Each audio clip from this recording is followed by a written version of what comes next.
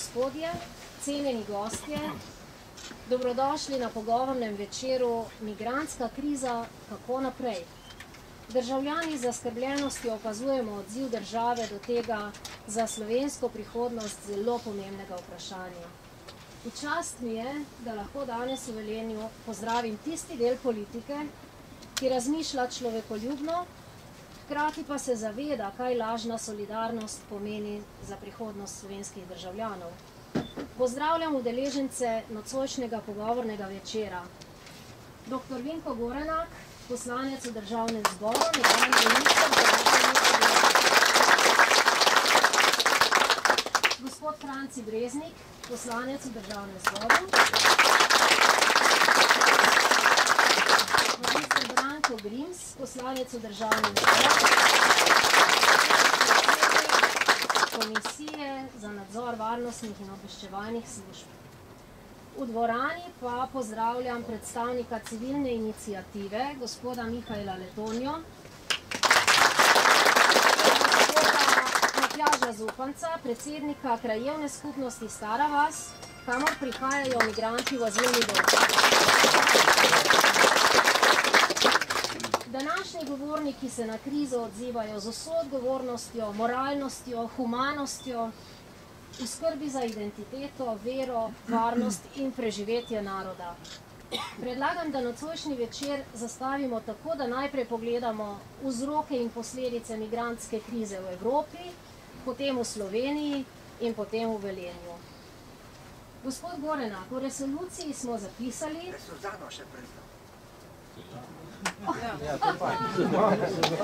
Suzana Kavaš, predstavnica civilne iniciative.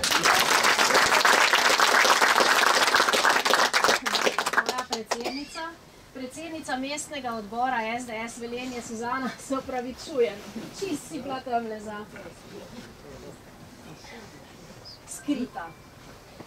Skratka, gospod Gorenak, v resoluciji smo zapisali, da sodobna tehnologija danes omogoča, da vsakdo, ne glede na to, kje živi, si ustvari sliko o lastni kvaliteti življenja in jo primerja z drugimi zemljani kjerkoli po svetu. Ta možnost je bistveno okrepila migracijske pritiske. Kako se Evropa na te pritiske odziva? Ja, hvala lepa. Zdaj, tukaj vidim še predvidno za moj odgovor približno 10 minut, da še boste me ustaviti, če se ne bom pravočasno ustavil. Glede, zdaj, res je nekaj. Migracije so vedno bile. Tudi 1000 let nazaj, če želite, ali 100 let nazaj, ali kadarkoli v zgodovini človeštva. Vendar moderna tehnologija danes omogoča veliko več. Moderna tehnologija omogoča širjenje informacij z bliskovito hitrostjo.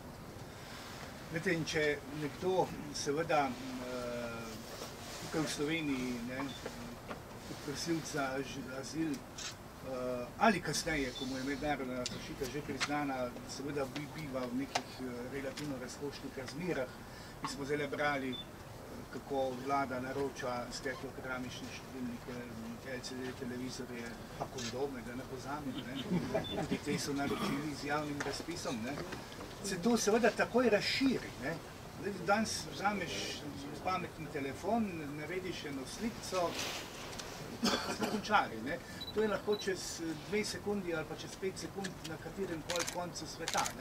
Torej, moderna tehnologija seveda to zelo, zelo pospešuje. Zdaj, če ste vprašali, kako se Evropa odziva na te zadeve. Mislim, da se Evropa se ne odziva niti slabo, ampak več kot slabo, če me vprašate. Vsaka tvorba, vsaka država, če hočete, ali pa če vzamete Evropo kot skupnost držav, obstaja, če ima neko enotno varnostno politiko in če ima nek svoj denar, in če seveda zna varovati svoje meje.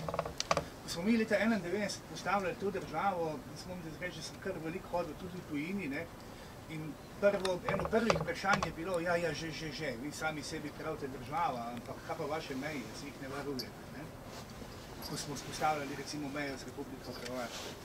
Nekaj podobnega je danes v bistvu v Evropi. Ne vem, zakaj gre. Evropa prvič nima skupne enotne azilne politike. Evropa nima enotne skupne azilne politike. Ima nekatere mehanizme, ima nekatere ukrepe, vendar da bi bilo to enotno na nivoju Evropske unije, to ni enotno. To je prvi in eden največjih problemov.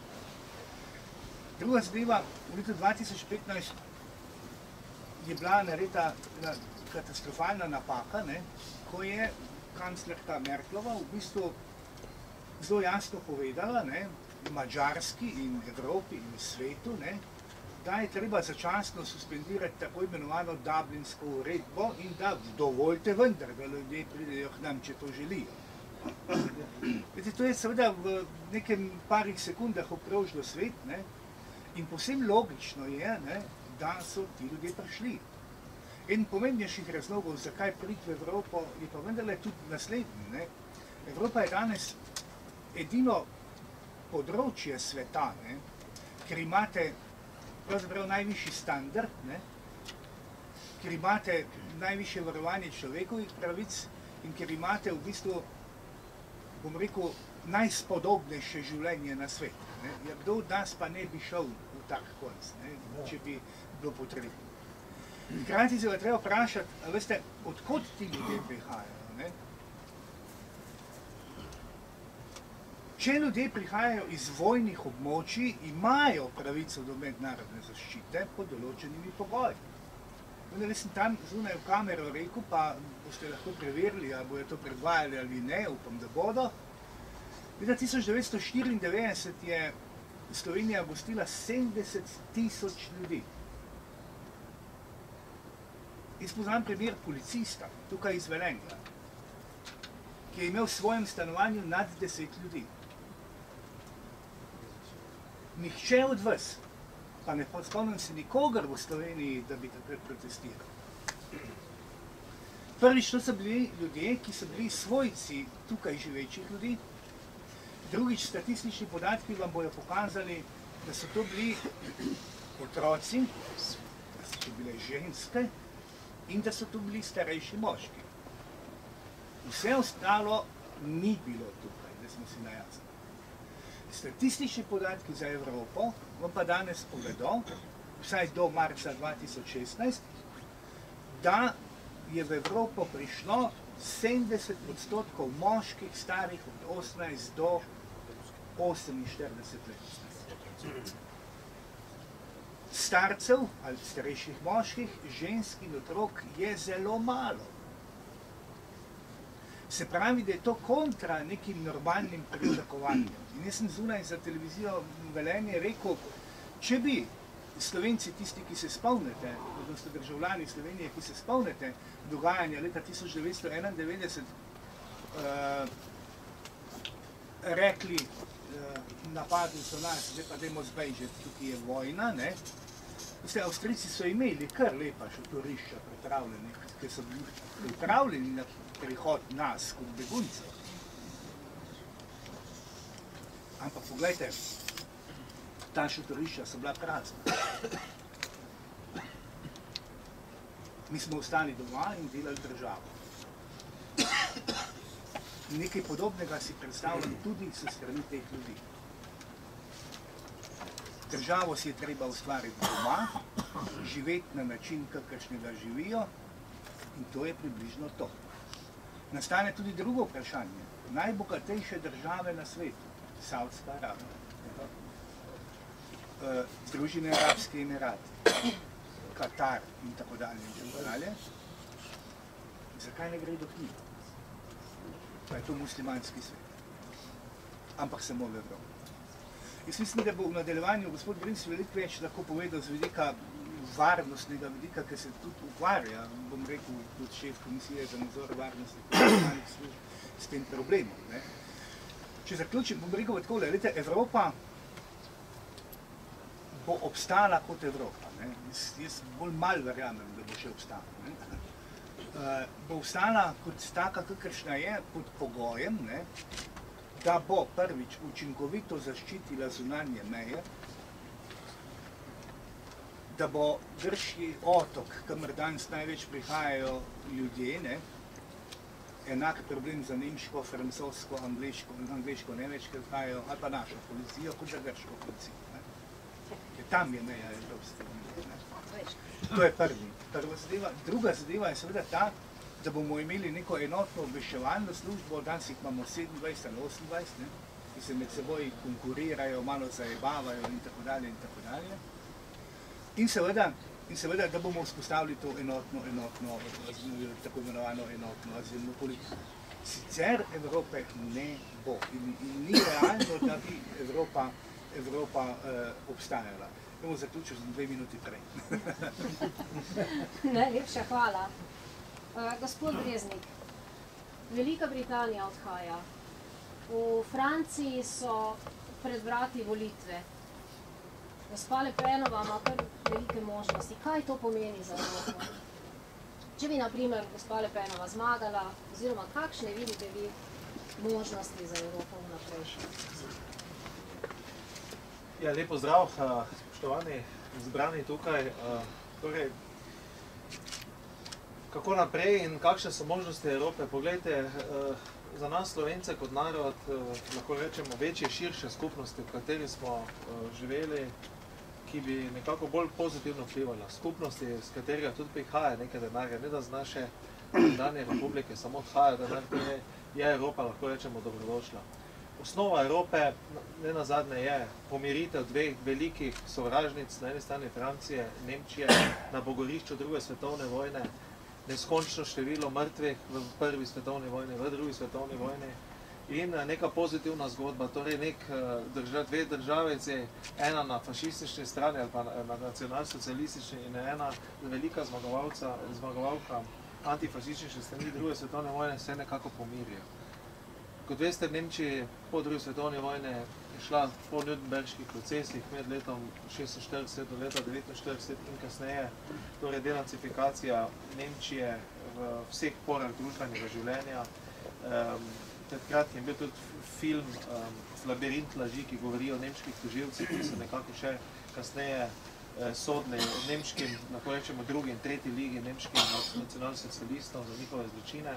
Torej, Nemčija je ves ta čas bila pod hudim udarom, za hudo krivdo, da so bili veliki zločinci druge svetovne vojne in da so v bistvu začeli drugo svetovno vojno. Ampak od tukaj naprej lahko tudi razumemo delno odziv nemške kanclerke Angela Merkel in nemškega naroda. Vedno, kdajkoli se dvigne okrog njih, lahko rečemo, levičarski medijski pomp, so sklonili glave in se rekli, ja, mi smo bili krivi za drugo svetovno vojno. Kljub temu, da Nemčija plačala, gledajte, ogromne vojne odškodnine. Vsi nemški politiki, na čelu z Willy Brandtom, ki so prihajali socialdemokrata, so celo pokleknili, opravičevali se 100-krat za vse ostalo. Mislim, da osebno sem velik antifašist, mislim, da je Nemčija zadost plačala za svoje zločine, zadost ljudi še danes procesirajo in da taka reakcija Angele Merkel je bila bolj odločna. To je Angela Merkel bi rekla, mi smo en del svoje, lahko rečemo, en del svoje zgodovine, na katero ne moramo biti ponosni, smo zaključili, plačali smo veliko ceno za ta del in lahko se z migrantsko krizo spostavimo na nekem drugem nivoju. Jaz menim, da gre za dve močni veji. Na eni strani je Evropa pred 4. industrijsko evolucijo, Evropa, kot je rekel kolega Gorenak, ki je izredno, lahko rečemo, v tem času se visoko razvila do potankosti, lahko rečemo. Pred nami je elektromobilnost, pred nami so visoke nanotehnologije, pred nami je mehatronika, bionika, pred nami prihaja do neslutenega integriranja vseh visokih tehnologij, ki bo naredilo Evropo izredno konkurenčno, tudi napram Aziji, napram vsem azijskim državam, Kitajski, Indiji in vse ostalo. Prihranki 4. industrijske evolucije ali pa industrije 4.0 v tovarnah so nekje 35%. To meni, da izničijo vso poceni delovno silo. Elektromobilnost pomeni za bogate arabske države konec njihove epohe zadnjih 100 let, torej bogatenja na račun izkoriščanja naravnih virov, torej bogatenja, življenja v neki slavi, torej sam islam, predvsem pa radikalni islam, pa ni naredil na področju znanosti te države ničesar. Torej živele so izključno in še enkrat ponavljam, izključno na močnem izkoriščanju naravnih virov. In tega se zavedajo vsi ostali. Poglejte, kaj se zdaj dogaja. Po eni strani, po mojem mnenju, migranti predstavljajo večina migrantov, večina strukture migrantov, ne vsi. Če pustimo tiste, ki prihajajo z vojnih območij, predstavljajo hibridno orožje teh držav. Torej, one financirajo prevoz velike žrtve skozi morje, da prihajajo torej na evropsko celino in na ta način, ker ne morejo več z nami tekmovati, poskušajo uničevati najbolj razviti del sveta, ki je postavljen. Če gledamo na eni strani socialno državo, človekove pravice in standard, ki ga imamo v Evropi. Torej, oni ne bojo mogli tekmovati, zato pač hočejo uničiti ta del sveta. Danes ni klasičnih vojn, gre za specialne vojne in gre v tem primeru za hibridni del vojskovanja in migranti predstavljajo hibridni del vojskovanja. Drugi del vojskovanja poteka mimo finančnih kanalov. Bogate arabske države v tem že zadnjih nekaj let kupujejo delnice vseh visokotehnoloških podjetij, predvsem v Nemčiji, ne nazadnje v Volkswagenu, v Audiju, v BMW grupo, v Porscheju, v kemični industriji in vse ostalo. Vse tisto, s čem bi lahko vplivali, da se predvsem elektromobilnost ne razvije tako hitro, kot se bo razvila v Evropi. Torej, posledično preko upravljanja v teh družbah, preko deležov v teh družbah začnejo torej zavirati elektromobilnost. To lahko opazujem, jaz se s tem ukvarjam nekaj let in torej imamo ta dva napada na Evropsko unijo. Evropska unija, gledajte, kot veste, slavimo v teh dneh 60 let podpisa Rimske pogodbe. Torej, jaz bi rekel, da Evropska unija v načinu torej, obrambne politike, predvsem pa nacionalno-varnostne politike, neke skupne, je ostala, lahko rečemo, kot skupnost premoga in jekla. Torej, nima mehanizmov in tudi, ker nima mehanizmov, ni močne integracije te skupnosti, nismo šli v naslednjo fazo.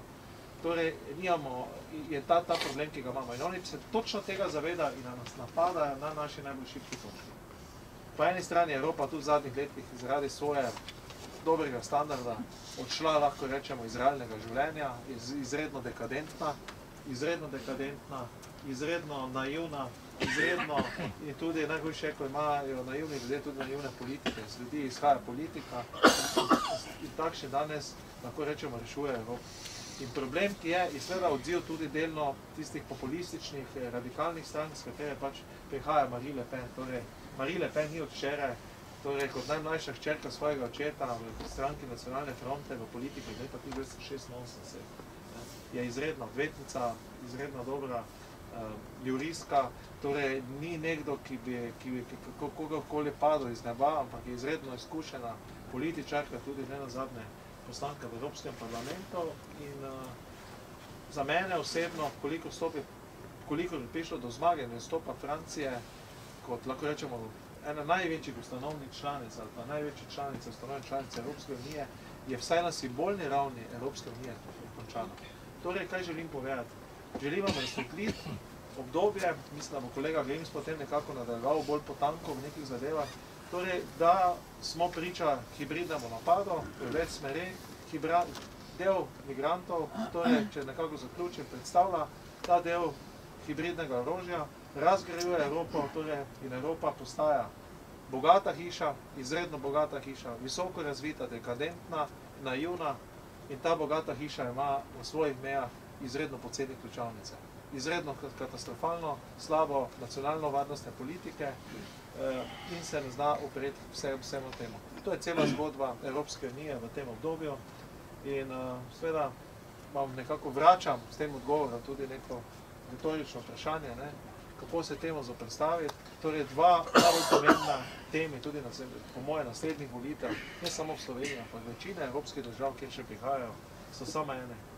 Za nas Slovence je nacionalna varnost, kako krepiti vse strukture nacionalne varnosti, policijo, vojsko in civilno zaščito in seveda varnostno-obveščevalne službe, po drugi strani pa prehod do 4. industrijske revolucije, kolikor obstane, da smo na tem vlaku 4. industrijske revolucije. In 4. industrijska revolucija za nas pomeni lahko, koliko se bomo zbrali, odšli iz te, lahko rečemo, tranzicijske pubertete, za nas pomeni preboj lahko med najbolj visoke razvite države v Evropi. Torej smo na nekem pragu.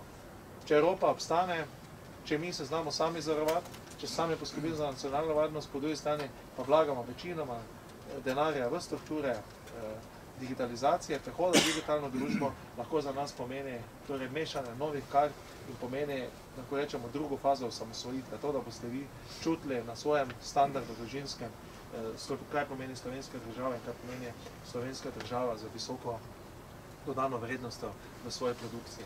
Torej, smo, lahko rečemo, resnično, brez populizma, na neki prelomni točki tudi Slovenije in slovenskega naroda. Ta prelomna točka slovenskega naroda je mogoče bolj pomembna od tega, ali bo Evropa obstala. Mi moramo vedno poskrbeti tudi, če Evropa ne obstane za sebe. Za svojo konkurenčnost in za svojo nacionalno varnost. Torej dve točki.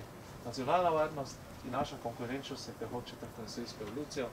To so neki dve moji izhodiščni točki tudi za vas, pa morda potem tudi za nekaj vprašanj in s tem bi jaz tudi zaključil. Hvala, da ste poslušali.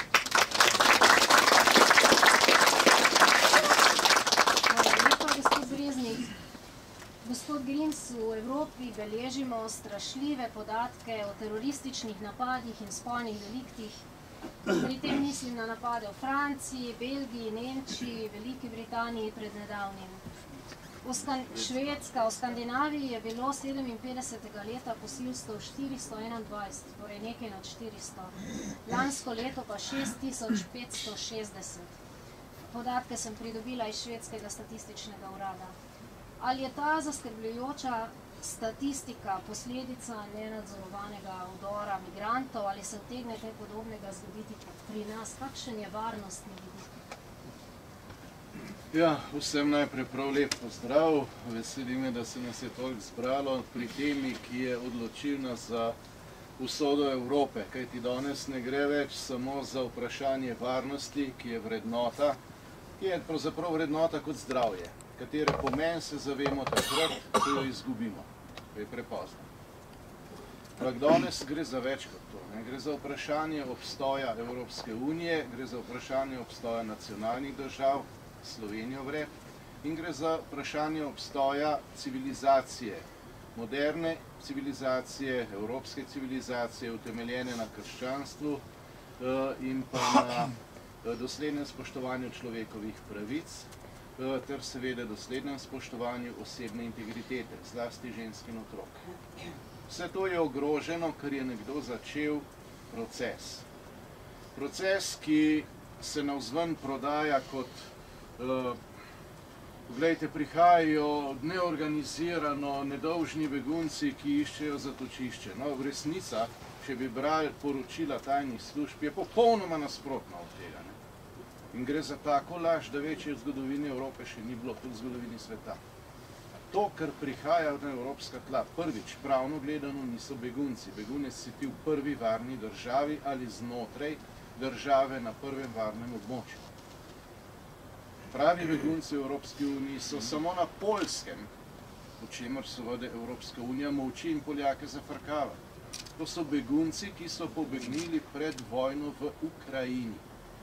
To pa so begunci.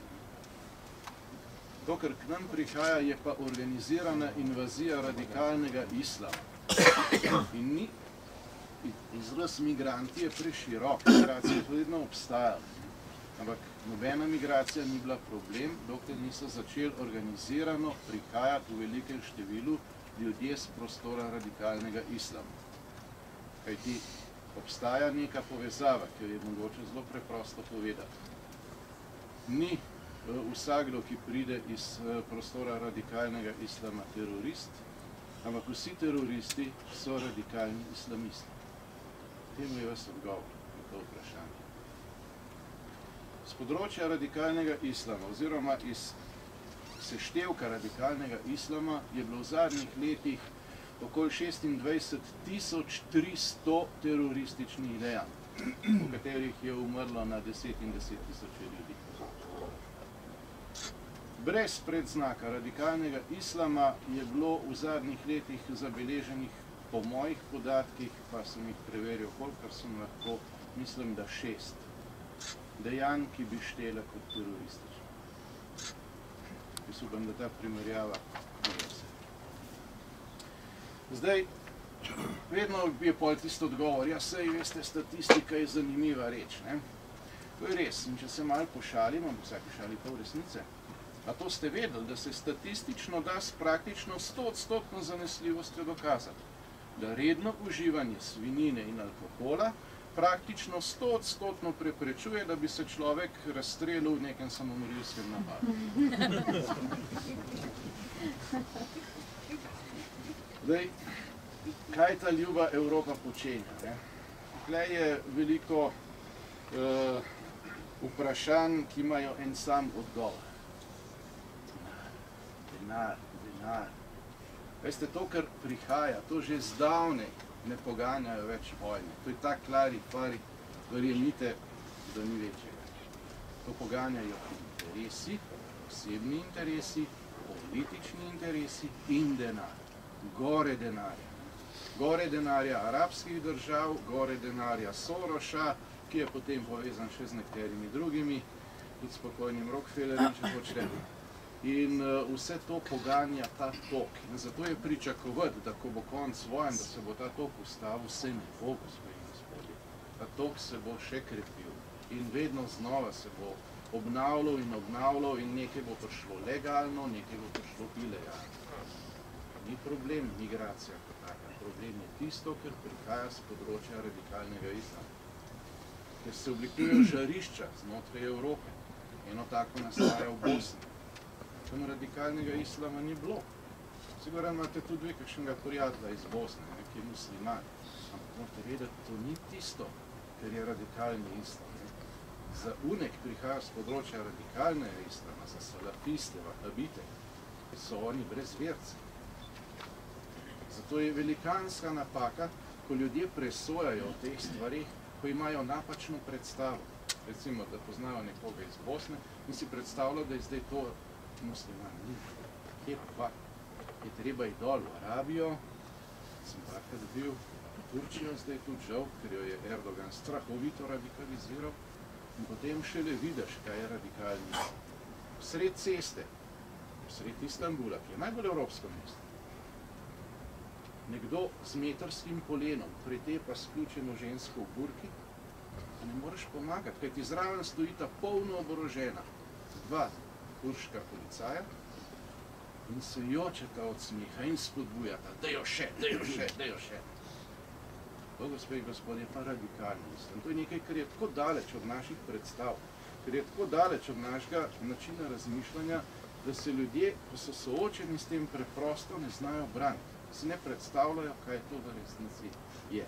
In zaradi tega je ta zadeva, ker jo podpira vsa evropska levica, ker v njej vidijo nove volivce, ker načrtno to uvažajo, seveda nič naključnega, ker to poganja denar, tako nevarna in lahko tudi usodna za Evropo.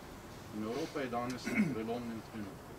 Ali se bo ohranila kot temelj civilizacije, kot zibelka civilizacije, kar je vedno bila, ali bo pa postala neka Eurabija, se razdelila na več enot, Višegrajska skupina bo šla na eno stran, druga na drugo stran in v perspektivi, če bi to trajalo še nekaj časa, in bojim se, da bo pri takem vodstvu, kot ga ima Evropska unija, potem bo veste kakšen konec, si ga predstavljate.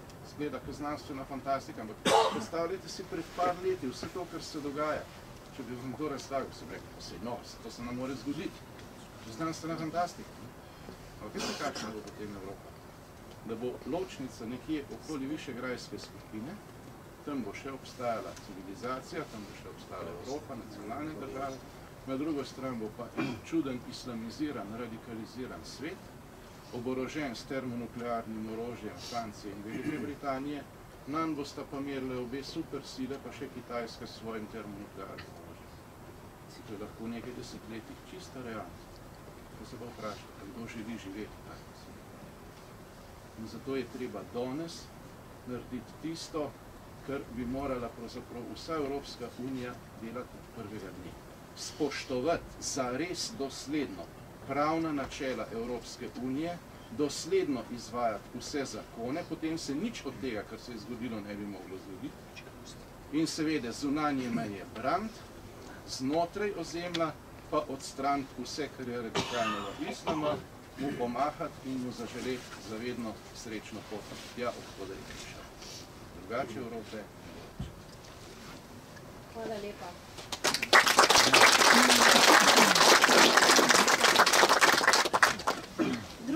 sklop vprašanj pa se nanaša na Slovenijo.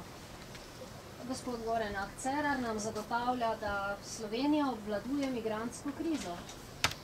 Kako vi gledate na to?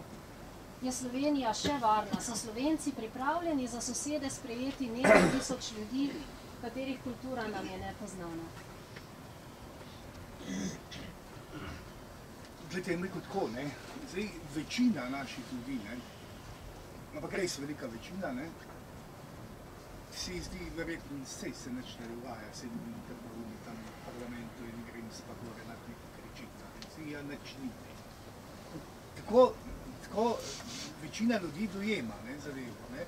Čeprav je res tudi to, ne, da tudi lani, ko je šlo pol milijona ljudi čez, lani pa predlani, ko je šlo pol milijona ljudi čez to območje, ne, pravzaprav večina ni slutila nič. Tam smo na televiziji videli tiste kolone, par hiš, tam so malo ljudje prestrašeno gledali in vas, ne. Tudi nek tak splošen vtis je približno tak med našimi ljudmi, ne. In zaradi tega tudi verjetno večina naših ljudi se ne zaveda resnosti situacije. Sploh pa ne resnosti tega, kar je zdaj Branko govoril, ne. Je govoril že tako davč naprej, ne, da to se našim ljudem večinoma tudi sanjali, ne. Zdaj, kar se tiče, je ta moj govor skušal razdeliti na dva dela, ne. Kaj je bilo nareditega, ne, tam od leta 15 naprej in pogled naprej, ne. Zdaj, pravzaprav se je dalo leta 2015 zelo natančno zračunati skorda uro, ne, katerega dne bo udarilo na naše meje, ne vem, 10 ali pa 15 tisoč ljudi. To se da zračunati, ne. To ne rabiš tam 5 razredov osnovne šole, pa že lahko to skopčeš, ne, bi rekel, ne. Zakaj? Iz temeljnega razloga, ker se je točno vedelo, ne. Mi smo gledali kolone in kolone ljudi v Grčiji, pa v Makedoniji, Srbiji, kako so šli v smeri Madžarske. In Orban je zelo jasno napovedal, ne, jaz bom naredil ograjo. Ograja bo končana do, ne. Vse je povedal, ne. In zdaj, če logično razmišljate, potem bi naša vlada tudi mogla logično razmišljati, ja, kam bo pa pol šli, če ne bojo šli več na Madžarsko naprej, ne. Vse logično, kam bo šli, čez Hrvaško pa v Slovenijo, ne, ja, kam pa, ne. Torej je bilo možno narediti izračun natančno naprej. In mi smo, kot poslanska skupina, že junija prvič leta 2015 opozarjali s poslanskimi vprašanji, s sejami te Brankove komisije, pravosodnega odbora, notranjega odbora in tako dalje, za Boga zmigajte se, prišli bodo. In odgovor vlade je bil večno, nehite strašite ljudi in tako dalje in tako dalje, ne. Celo še več, ne, vlada šla celo tako daleč, ne, da je zatrobila v isti rok, ne, kot so trobili v Bruslu ali pa v Berlinu, ne, in grozili unmu grdemu Orbanu, ki je baraba, ne, ker dela ograjo. Tudi iz Ljubljane so bile te grožnje, ne. Ampak vidite, to se je kljub temu zgodilo, ne. Mi smo v nadaljevanju 1. septembra 2015, se točno spomnim, še seje enega odbora, jih pozivali, ja, za Boga začnite nabavljati, postavljati ograjo na meji, na najbolj izpostavljenih delih. Ni govora, ne bom živel v državi, ki bo ograjena, je kričal predsednik vlade. Vete, no pa so pa tehnične ovire izumljene. A ni bedarija, v resnici gre pa za kaj? Gre pa za žico pa ograje, ja ko pa gre druga, ne? Ja ko pa gre druga, ne? In pol v končni fazi gre to isto žico kupovati Orbanu, in ga gosti tamle v Lendami, ne, če se spomnite. Se pravi, človek se popolnoma spreneveda, če bi temu tako rekli, ne. Zdaj, kaj bi lahko naredili, jaz sem se takrat vprašal, jaz moram reči, da sem takrat zelo razmišljal, pa sam pri sebi, tudi spat nisem mogel. Pa sem rekel, kaj bi bilo v tej državi drugače, pa ti bil še notranji minister. Res sem se to sprašal, ne. In seveda je jasna zgledal, če bi bil, jaz tak ne bi mogel biti precerle bil, ne, ampak če bi pa hipotetično se postavil v neko situacijo, ne, da bi bila to neka druga vlada, ki sem tudi jaz pripadal, pa nek drug predsednik vlade, ne, vemo, o kom govorim, ker sem pač jaz bil minister, ne. bi najverjetneje ne junija leta 2015, ampak veliko prej naredili nekatere ukrepe, ki so bili po mojem mnenju nujno potrebni. Glejte, prva zadeva, kar je, zelo realno treba oceniti situacijo, imamo 8000 policajev. Kako boš ti z 8000 policisti varoval 600 km južne meje? Kako? Vzamite 4 smene, pa bolniške, pa dopustke, ne? In če hočete na 100 metrov postaviti enega, rabite 30 ljudi. Se pravi, si pogovoril na celi črti, s policijo ne gre, jih je premalo. Bi naredili verjetno druge načrte. Prvič, kar je, bi torej rekli, Evropa ne zmoremo. Evropa ne moremo, pridite takoj. Pridite takoj. Vse tuje policije, vse evropske policije lahko pridejo v Slovenijo in lahko pomagajo. Ampak oprostite, ne tako, kot so naredili Nemci, kot so poslali 5. Hvala lepa za 5 policajev, ki so verjetno vsem poročali, kaj se dogaja, druga pa nič, ne gre za varovanje meja. Druga zadeva, vojska. Takoj, povdarjam takoj, bi verjetno neka druga vlada sprejela ustrezna pooblastila in jih dala vojski, ne pa da je to naredila z 6-mesečno zamudo ali še več. Tretjič, nacionalna garda. Glejte, mi smo opustili nek splošni vojaški sistem, ki smo ga poznali, kot veste. To smo opustili. Vendar, naš predlog je bil nacionalna garda, kar bi pomenilo, zelo po domače povedal, da boste me vsi razumeli, ne? Ljudje stari od 18 pa tamle do, ne vem, 50 let, ki so prostovoljci, ki so se pripravljeni usabljati in so zato tudi plačani. To vam je nacionalna garda. No, pa so pa rekli, Janša dela svojo vojsko. Glede, norost. Pa jasno smo napisali v naše predloge, da je nacionalna garda podrejena vojski. Ne? Naprej. Ograje bi začeli delati veliko prej. Tudi to je dejstvo. Veliko prej, tudi to je dejstvo. Ker zavedati se morate nečesa. Situacija je nora. Da ljudje iz neevropskih držav bežijo v evropske države. Poglejte, oni konc koncev so prišli v Grčijo, do tam so prišli na, bom rekel, evropsko pravno gledano kukrtok zakonit način. Od tam naprej pa nikamor več. In poleg Grčije je Slovenija edina država Evropske unije, ki je neposredno odgovorna za to, da smo spustili 500 000 ljudi na sever. Mi smo za to odgovorni. Ampak to je Cerar še tako pol zapakiral. Sej, če gledam naprej, potem kaj bi bilo treba še narediti. To, kar smo naredili zdaj pred 2 mesecema, zakon o tujcih smo spremenili. Ampak žal ga ni spremenila vlada, na v misli. Vlada ga je predlagala, pa so se pa skregali. In brez naših glasov ta zakon ne bi bil sprejet. Ne bi bil sprejet. Kaj pa predvideva ta zakon? Da bomo meje zaprli. Hermetično zaprli.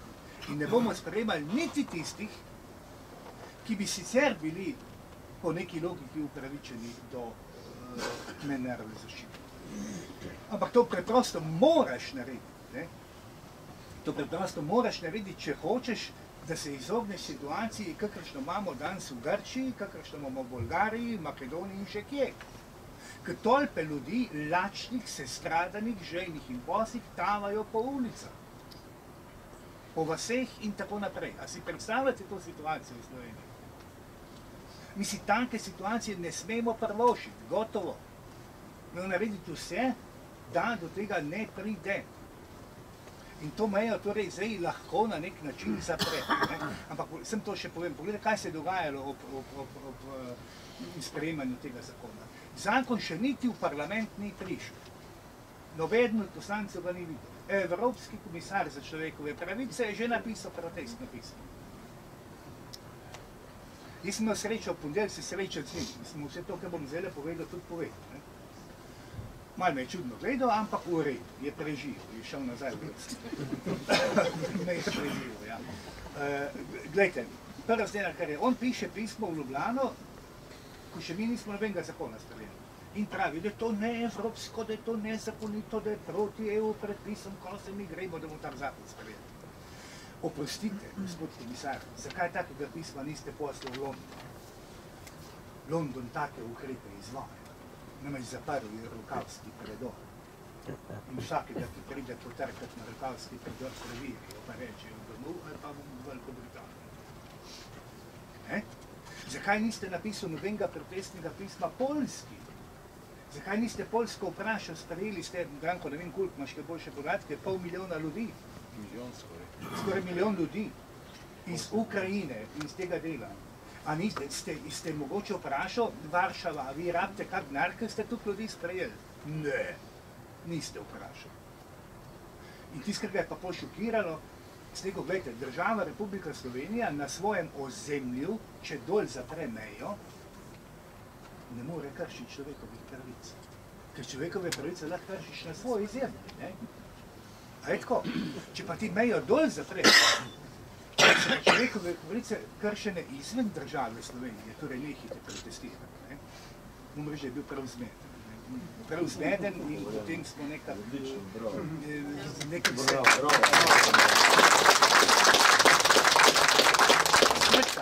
čist kratek pogled naprej, da ne bom preveč posebej v čas kolegov. Glejte, če država Slovenija ne bo sprejela resnih ukrepov na tem področju, če ne bo striktno izvajala, bom rekel, stvari in če to ljudje, ne, bom tako rekel, ne, če ljudje ne bojo naterali politike vseh barov in vseh sort, v to, da bojo varovali to, s tem se nam slabo piše. Gospod Breznik, kakšne so torej posledice migrantske krize za razvoj Slovenije in naših potencialov? Medijskega prostora za pojasnevanje tega aspekta pa je zelo malo. Zakaj vlada kljub nasprotovanju ljudstva ne zaščiti ljudi in kaj pravzaprav ta migrantska kriza pomeni za mlade v Sloveniji? Torej, leta 1994, 93, 92 sem bil eni izmed tistih mladih, ki smo šli v tujino po vojni. Prvo sem se boril, kot je rekel kolega Dobenar, zakaj se mlade ne grejo boriti za svojo državo. Prvo sem se boril v slovensko samosvetovno vojno, tudi veste, leta 1991 zaradi izgube jugoslovanskega trga je bil problem za službami, sem tudi sam odšel v tujino, sem preživel več kot 5 let v Avstriji in Nemčiji. Hočem povedati, da razumem mlade, da v družbi, kjer meritokracija ni nagrajena, ko ste videli, lahko imaš 2 doktorata, pa greš skozi Ivankino uho kot ustavni sodnik v parlamentu in si z večine levičarskih medijev v Sloveniji, lahko rečemo, obtožen, kot da si neki skrajnež. Kot anekdoto naj povem, da komisar za človekove pravice piše, ko smo uspeli v državnem zboru, je v Ljubljani naš varuh človekove pravice, gospod Hanžek iz radikalne levice, in drugo ni govoril kot gospodu Jakliču, da je nekaj skrajno, smo dobili skrajnega ustavnega sodnika.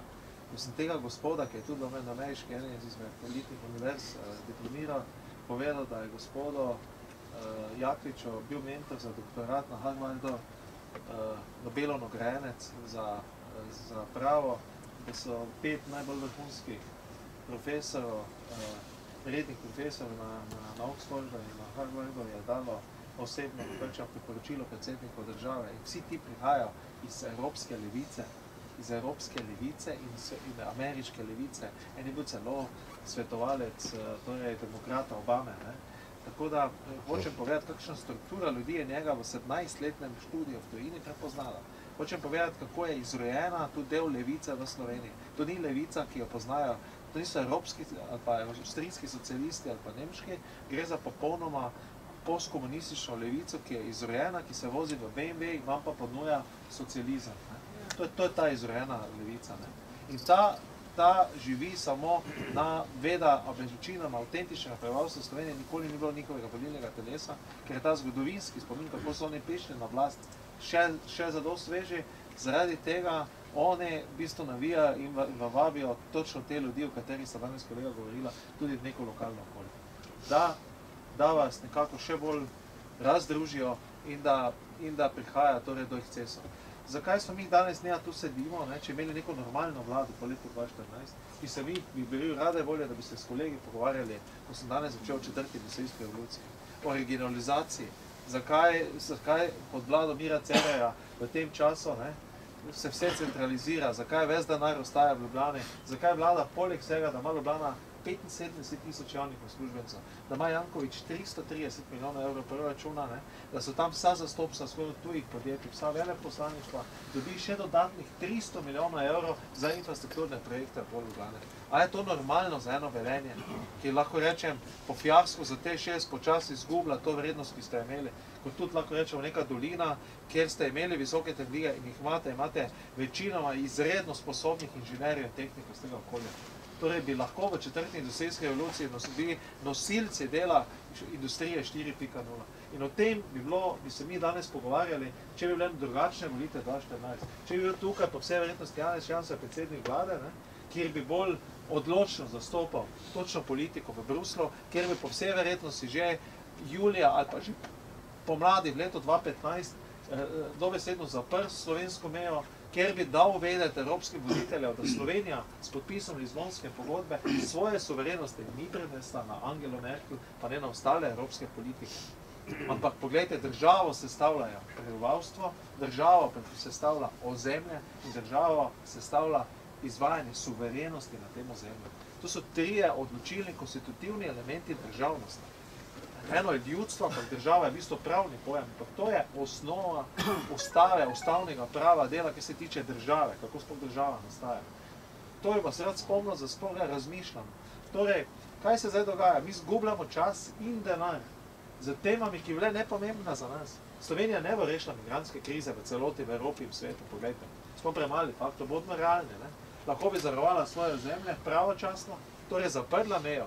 In ko sta kolega govorila, veste, o ograji, kaj je v bistvu tudi ograja? Veste, jaz sem bil nekaj let ministrstvo za obrambo zaposlen. V bistvu ograja ima tudi psihološki učinek. Ko nekdo ograja postaje in reče, aha, ta država pa zelo nevarna, v bistvu moramo se izogibati, torej ščiti svoje zemlje. In bi poskušali na drugi poti. Torej psihološki učinek ograje je dosti kaj več. Če bi vi to ograjo tudi ob Kolpi pogledali, ravno torej postavljali so pa točno tam, kjer imamo naravno oviro.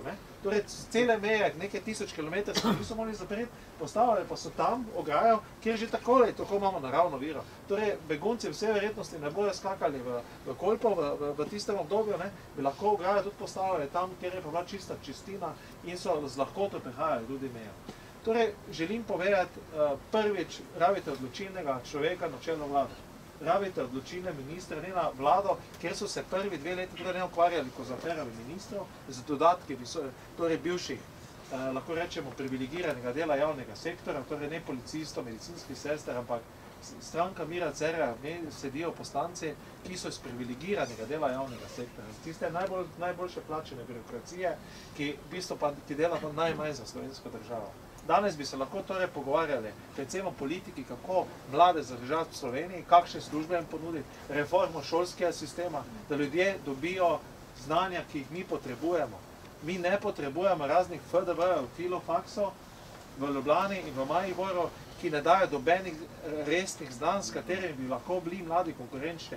Imajo neke diplome, magisterije, imajo pa znanja, ki jih doben človek ne potrebuje. Nažalost, to potem ugotavljamo, imamo v bistvu strukturno brezposelnost. Mi bi se med tem časom pogovarjali, da del te populacije morda preizobrazimo v druge poklice, ki so zanimivi, ki so ravno na poti te 4. industrijske revolucije. In to je tista dodana vrednost. To vsaki plačan prispevek tega zaposlenega mladega bo tudi vam dajalo večjo blaginjo tisti, ki ste v tretjem obdobju v svojem življenjskem pokoju. Torej, pogovarjali bi se o reformi, s kateri bi v Sloveniji postalo tudi boljšo konkurenčno okolje, v kateri ne bi rabili postavljati specialnih zakonov, zato da Magna postavi navadno lakirnico sredi Maribora. Ampak po vsej verjetnosti bi vsem prihajali multinacionalci, vedeli bi, da svoje tehnologije, ki še jih imamo nekaj, na Kemijskem inštitutu, na inštitutu Jožeta Štefana, na vseh ostalih inštitutih v okviru obeh vrhunskih tehničnih univerz, ki jih imamo v Sloveniji. O tem bi se danes pogovarjali tukaj. pogovarjali bi se o visoki dodani vrednosti, pogovarjali bi se o temah, o tistih, ko se menijo danes, v tem času, torej točno v tem času delavci v Porscheju, ki dobijo pri aprilski plači dodatka še 9000 evrov pri svoji plači, zaradi uspeha visokotehnološkega podjetja. Pogovarjali bi se o celovitih zgodbah, o svojih znanjih, o tem, da treba ta svoje znanja dati v neki skupni izdelek in ta izdelek prodati na trgu pod neko blagovno znamko. Prodajali bi se, ali bo blagovna znamka Made in Slovenija tudi v visokih tehnologijah nekaj pomenila. In to je edina prava pot za Slovenijo. Preboj med visoko razvite evropske države in o tem bi se pogovarjali. To so teme prihodnosti. Moji kolegi, tudi Slovenska demokratska stranka, se želi pogovarjati o temah prihodnosti. Imamo, lahko rečemo, največjo število inženirjev, imamo več inženirjev v stranki in ljudi, ki so, lahko rečemo, iz tehnoloških podjetij, ko so vse ostale stranke, imajo članov, povejte. In o tem bi se pogovarjali. Ampak če hočete videti vzroke, zakaj se o tem ne morejo pogovarjati, zakaj se pogovarjajo o problemih, ki sploh ne bi bile tema v Sloveniji, potem pa se moramo vrniti nazaj. In moramo se vrniti nazaj zato, da vidimo, zakaj je do tega prišlo, zakaj so nas prevarali in zakaj nas bodo poskušali ponovno prevarati pred naslednjimi volitvami in postaviti še eno takšno marioneto, morda še slabšo, kot je Miro Cerar za naslednje volitve. To so teme. Ne gre za to, ali mi dobimo volitve. Poglejte, jaz osebno sem povedal že večkrat. Vete, če se ljudje ne mislijo odločiti, če mislijo podpirati, če vedno te politike pospravim svoje kročke, nažalost bom odišel kot večina mladih nazaj v tujino, v Sloveniji ne bom dobil službe, se bom dokazal ponovno, žal že pri svojih poznih 40 in tako naprej. Ni problema. Jaz sem svoje dal, svoje sem ljudem povedal in ne želim pri 70 letih sedeti s kolegom Gorenakom pa Grimsom v enem bifeju in reči, zdaj je, kaj je. Zdaj je bil čas, da smo vam povedali, kaj mislimo. In jaz in kolega Grims in Slovenska demokratska stranka in ostali intelektualci v Sloveniji. Mi smo humani ljudje, tudi jaz, kolega Grims in vsi ostali pomagamo ljudem, marsikdaj in resnično pomagamo ljudem, ki so potrebni pomoči. Danes smo pa tukaj, da svojim znanjem in izkušnjami pomagamo. Zato smo bili plačani, zato smo politiki in zato smo dokazovali tudi svojo politično pot s tem, za svojimi izkušnjami, zato da smo bili izvoljeni. In mi danes svojim znanjem moramo kreirati usodo vas in vseh ostalih. Torej, da nekako zaključim, danes smo se zbrali tukaj zaradi tega, da čez 20 let ne bomo govorili, pustimo, zdaj je, kaj je. Torej, ta izraz, zdaj je, kaj je, pustimo zdaj. Ne, zdaj je, kaj je, zdaj se moramo odločiti. Zdaj se moramo odločiti, kaj je naša pot. Zavarovati svoje meje dokončno in iti v globoke reforme te družbe. In ena izmed zadnjih reform pa mora biti torej pogledov, kako privabiti vse ostale Klemne Jakliče, ki so še na vrhunskih univerzah po tujini, vrhunskih visokotehnoloških podjetij, da pridejo nazaj v Slovenijo in da naredimo neko okolje, katere bojo ti ljudje po meritokratskih načelih postavljeni na najvišje položaje naše družbe. Poglejte, jaz sem bil vzgojen, pa tudi po moje večina od vas, v nekem katoliškem duhu, kjer mi je oče rekel, druži se z boljšimi od sebe, da boš tudi ti postal boljši človek. Jaz se želim vedno in celo življenje družiti z boljšimi in bolj sposobnimi ljudi od mene, zato da lahko kreiram boljše politike in tudi skupaj postanemo boljši ljudje. To je zgodba Slovenije in s tem bi jaz nekako s to mislijo tudi zaključil. Najlepša hvala. Najlepša hvala. Gospod Grims, vlada namenja 1960 evrov na mesec ilegalnemu migrantu. Našemu človeku pa, ki je delal 40 let in plačeval davke, sklade, socialo, zdravstvo, šolstvo, pa dobiva danes tretjino te vsote. Solidarnosti ni niti pri zajamčenih plačah, niti pri kmečkih pokojninah. Kje vlada vidi računico? Ja, računica je v resnici pri novih volivcih.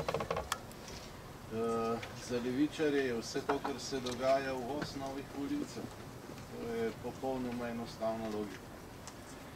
S tem, da največja neumnost tega sveta, kajti tukaj morate vedeti, sta dva sloja na levici. Eden je tisti, ki ve, kaj dela in je tako neskončno pokvarjen. In da bo absurd popoln, v tega ta sloj se za javnost, za teater, levičarji najbolj zaletavajo. To je ta špekulativni finančni kapital. Ne? To niso podjetniki, daleč od tega. Podjetniki so nekaj najbolj pozitivnega, podjetništvo je vrednota. Ne? Ampak recimo tipi, kot je Soros, ne? Ki pooseblja na nek način ta kapital. Ne delajo drugo, kot špekulirajo in pri tem tudi uničujejo podjetnike za pač neko svojo računico. In ves ta kapital je levičarski v resnici. Oni pa ves čas udrihajo po kapitalizmu, po kapitalu. Ne? Najbolj se je to lepo videlo na zadnjih volitvah v ZDA. Hillary Clinton je podpiral ves velik kapital, ves špekulativni kapital je bil na strani Hillary Clinton.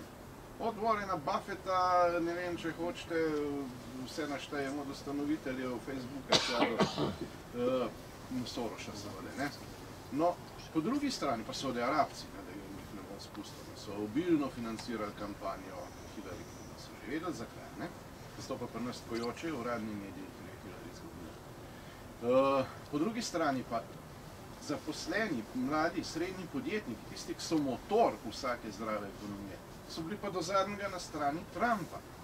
Ker če bi veljale tiste scheme, ki vam jih tudi danes, ko boste zvečer gledali te osrednje televizije in podobno, non-stop ponujajo, bi moralo biti ravno obratno, pa ni.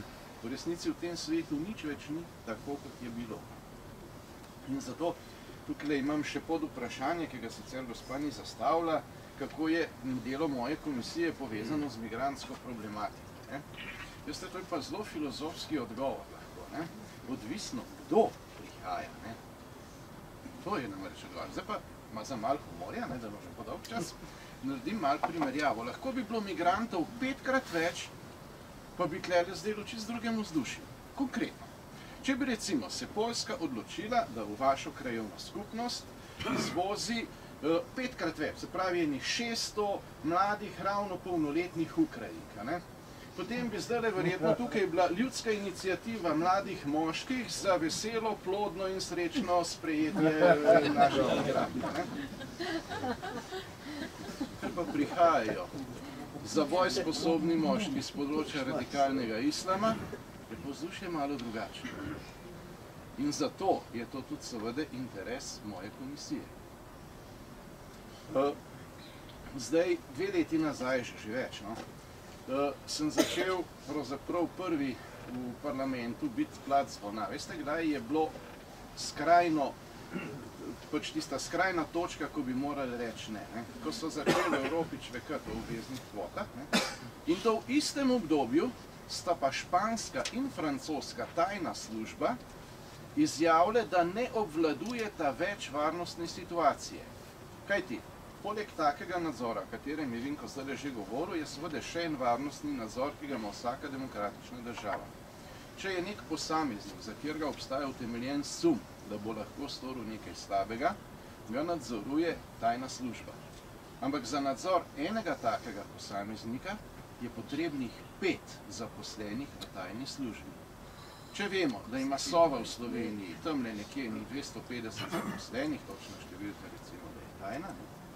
Potem je najbrž jasno, da bi lahko to zadoščalo kvečemu za 50 migrantov, če že ne bi bilo nobenega drugega radikalnega islamista na slovenskih tleh, pa so. Potem vam je jasno, kako zadeva klecne na celi črti. Z eno samo skupino, ki jo uvozi dragi Cerar, se seveda varnostna situacija popolnoma poderna. Ni več nadzora. In kam potem to pripelje, da se malo lovi, malo tu, malo tam in potem se tudi enkrat Bruselj, enkrat Nica, enkrat Berlin, in imamo multikulti Evropa. To je pa potem posledica tega. Zato, kot rečeno, tisti, ki vpijajo, ne vem, o ksenofobiji, pa rasizmu, ne, radikalni islam nima nobene veze z raso. Pač ksenofobija je strah pred tujcem. Prej sem vam povedal, pa ste se vsi zasmejali, sem povedal vso resnico. Če bi prišlo zdaj 600 mladih, ravno polnoletnih Ukrajink, bi imeli vsi moški v tejle dvorani usta do ušes, punce bi pa sicer malo krempece brusle, verjetno, ampak to je že druga zgodba. Zdaj je pa situacija preklemansko bolj resna. To je problem. To je problem za celo Evropo.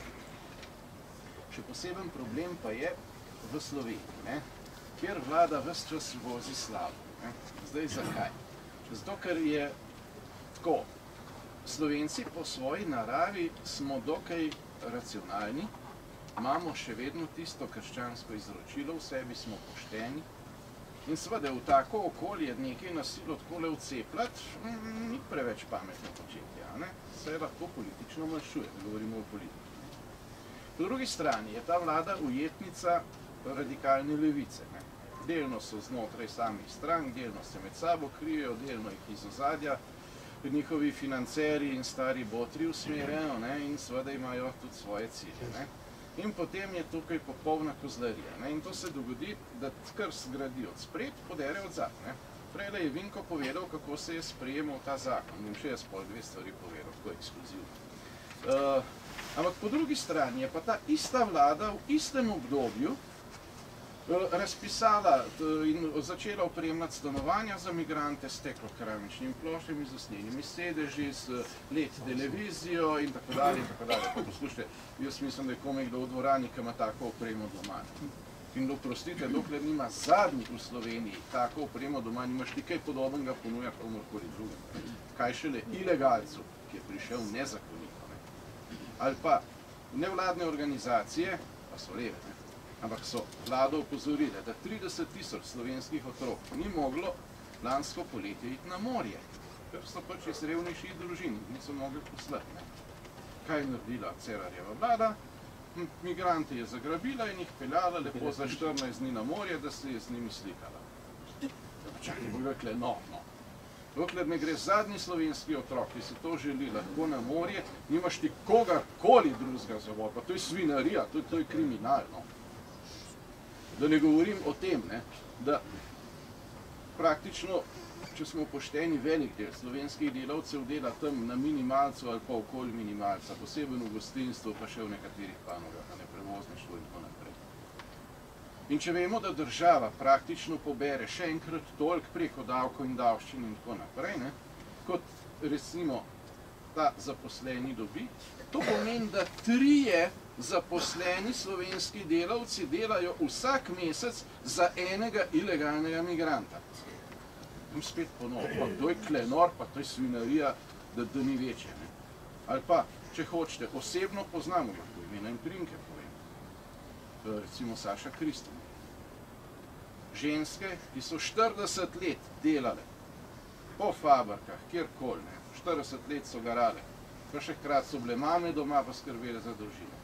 Pa imajo danes 435, 520, 560 evrov penzije. En ilegalec stopi čez mejo in dobi 4-krat toliko denarja. Je dobro jutro, Slovenija. In temu se da narediti konec samo na en način. Nehati s tistim, vsi so isti, nikoli nismo bili, pa nikoli ne bomo. Jaz sem tudi nosil orožje v vojni za Slovenijo. Eden od levičarjev, škol, če hočete, se je pa sestal na predvečer osamosvojitve s vodstvom KOS-a, JLA, pa so delali načrte, kaj bo potem. Ne? Sam so se ušteli, zato smo zmagali. In tudi danes nismo vsi isti. Daleč od tega, zelo daleč od tega. In bo treba iti na volitve in bo treba glasovati za SDS, če boste hoteli imeti resne spremembe. Pa da se ta proces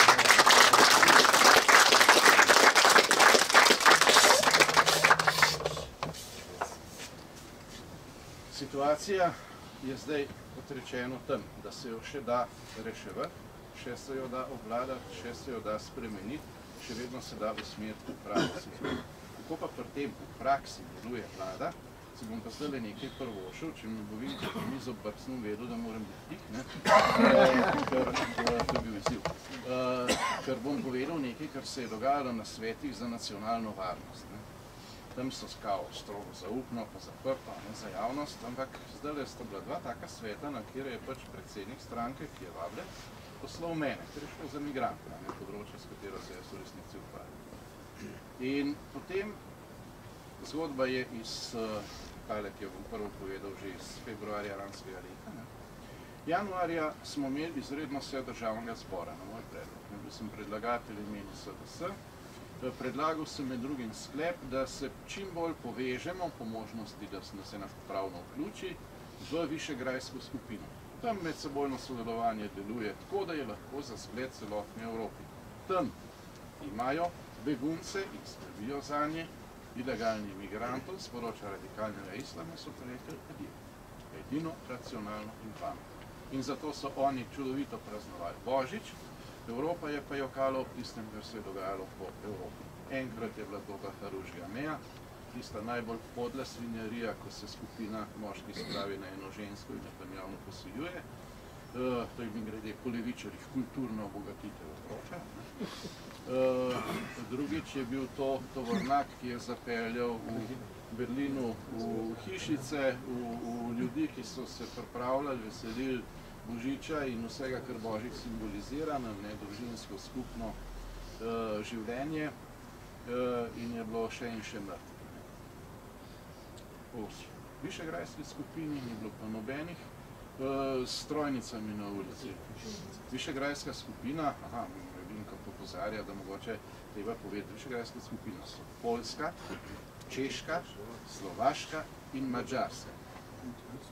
S tem, da tudi mi bi lahko bili zraven, pa je žal Levica nekoč to ustavila, ker smo bili povabljeni zraven. In to v tem primeru Gospod Drnovšek je hotel imeti že vnaprej šefovsko mesto, pa ker mu ni bilo ponujeno, zato mi nismo postali člani v resnici Višegrajske skupine. Ker je strašno škoda. Ampak tam deluje medsebojna pomoč. Na Madžarskem, to se manj ve, so tudi enote Poljske na meji, so tudi enote Češke, Slovaške na meji. Eden drugemu pomagajo, medsebojno gospodarsko sodelovanje dobro teče, medsebojno se financirajo, tako naprej in tako naprej. Skratka, oni so za zgled, kako bi morala delovati celotna Evropska unija. In so tudi edini racionalni. In v parlamentu, ko sem ta sklep predlagal, če bo še enkrat povem več kot leto dni nazaj, je celotna koalicija do zadnjega glasovala proti. Je bil en teden, dva zatem, je bil pa ta sklep za nacionalno varnost. In zgledal je brez šale, to nikjer še nisem pravil javno, in je zgledal tako, da je pozdravil, ker vodi ga predsednik vlade, tudi predsednika države, kar je logično, tudi mu en kratek pozdrav na govor, tam so vsi ministri, vodje služb, šef generalštaba in tako naprej. In potem pravi, med nami je poseben gost, ki to temo obvlada, in potem da meni besedo. Sem bil zelo vesel, v javnosti veste, kako to drugače zgleda, ko se ne obnašajo v prezidium. Tam pa ne šali se, točno do pičice, tako lepo. Tam ni snemali, v javnosti. Potem je rekel, no pa povejte, kaj bi predlagali. Pa sem pa povedal vse tisto, kar sem prej v parlamentu, se to ni nič tajnega, kar sem govoril. Da se treba povezati čim bolj z Višegradom, da je treba maksimalno okrepiti ograje na meji in vse drugo, ker zakaj? To je signal v njih. Če bi mi hkrati postavili ograjo, tudi če ne vladi, s Orbanom pa bi razglasili zaporo meje, bi se tok obrnil nekam drugam. Ne bi 500 000 ljudi to potalo čez Slovenijo. Slovenijo bi obranili. To je signal, zaradi tega je to bistvo. Vse te stvari sem naštel in potem je rekel, ja, hvala, zanimivo, no zdaj pa ostali, kjer počakam predloge, pa je bila grobna tišina. Cerar pravi, dobro, minister tam, okej, pa je bila še kar tišina, je rekel, redu, pa bomo šli pa to delati. In potem je šel dejansko Pahor na Višegrajsko skupino in tako naprej. Skratka, vse tisto, kar so za javnost zavrnili, so potem potrdili in dejansko tudi izvajajo. Tako gre pa to v praksi. Pa zdaj se je pa še ta druga stvar, povem, eno leto kasneje, približno se je zgodba ponovila. Cerar spet skliče to in zakaj je bilo v resnici sklican, ne bom spustil ostalo, da ne bom kakšne silne vojne tajne izdal, ampak pokazalo se je, da je zato sklicano, ker očitno se je toliko bal svojega lastnega ministra za pravosodje, Klemenčiča, da ni upal dati naprej tistega predloga za ta zakon, o katerem je prej Vinko govoril, za zaporo meje v nujnih razmerah, ki je tako samoumevna, se zato sploh ne rabili zakona. Ampak pač spet je to signal, da se razume, to je izraz politične volje. In potem sem jaz tam enih par ljubeznivih besed, ki si jih najbolj približno predstavljate, namenil gospodu Zoranu Klemenčiču, ne. Praktično niso prišli do pomi nekaj odgovarjal, pa sem bil še bolj prijazen in ljubezniv, to priznam biti, ne. In potem je imela ministrica usta gor do ušes približno, on je gledal v mizo, pa nekaj momlov, ostali so nekako kimali, pa je Cerar rekel, pa se vsi strinjate, da damo to na vlado in je bil to zaključen sklep. To je bila pa ta druga stvar. Tako pa to deluje, kadar niso kamere zraven, v resnici. Pa zdaj, če bom v naslednjih dneh zaprt, pa jo aretiram, ker sem izdal neko silno tajno, pa se bomo lahko skupaj držali za glavo, nekakšne države. Pa vsa resnica za kulisu slovenske politike. In zato je ta politika te vlade tako čudna, ker po eni strani hoče ugajati levičarjem, hoče poslušati, po drugi strani hoče malo, sama pa ne ve pravzaprav koga brada in pol, ker nima sama idej, pač sprejme vse, ne? Ampak seveda tako, da pol to naprej prodaja kot svojo idejo, ne? Kar pejte pogledati, kdaj smo mi, se spomnim na eni tiskovni konferenci, sem omenjal, da bi bilo treba makedonsko mejo zapreti s pomočjo Višegrajca. To je bilo 2 let nazaj že, ne? Potem je predsednik stranke Janez Janša to pisno poslal vladi in oni so to zavrnili, ne? Čisto, kako se gremo, se ni menega problema, ne? In se seveda pokazalo, da je problem neobvladljiv.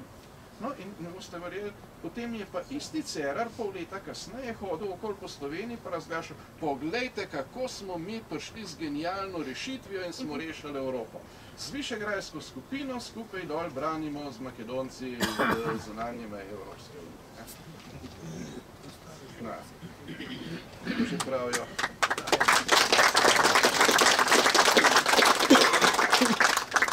Razlogo, da so dinozauri izumrli, je tist, ne, da kad ga vrat na basu, je to kcaj pravijo, da mu je do možgan prišlo.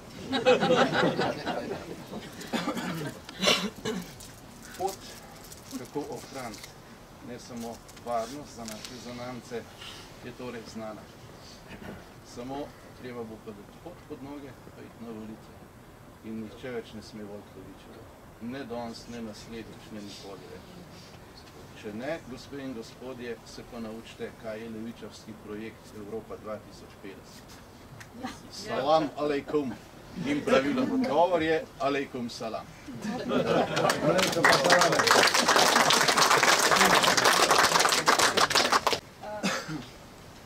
Kriza na lokalnem področju pa bo predstavljena strani 3 predstavnikov, najprej gospa Kavaš, kako je prišlo do ustanovitve civilne iniciative v Velenju.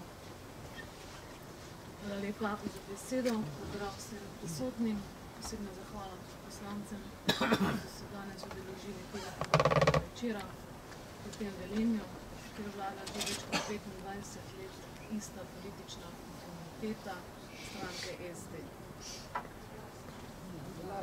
Najprej... Čuje?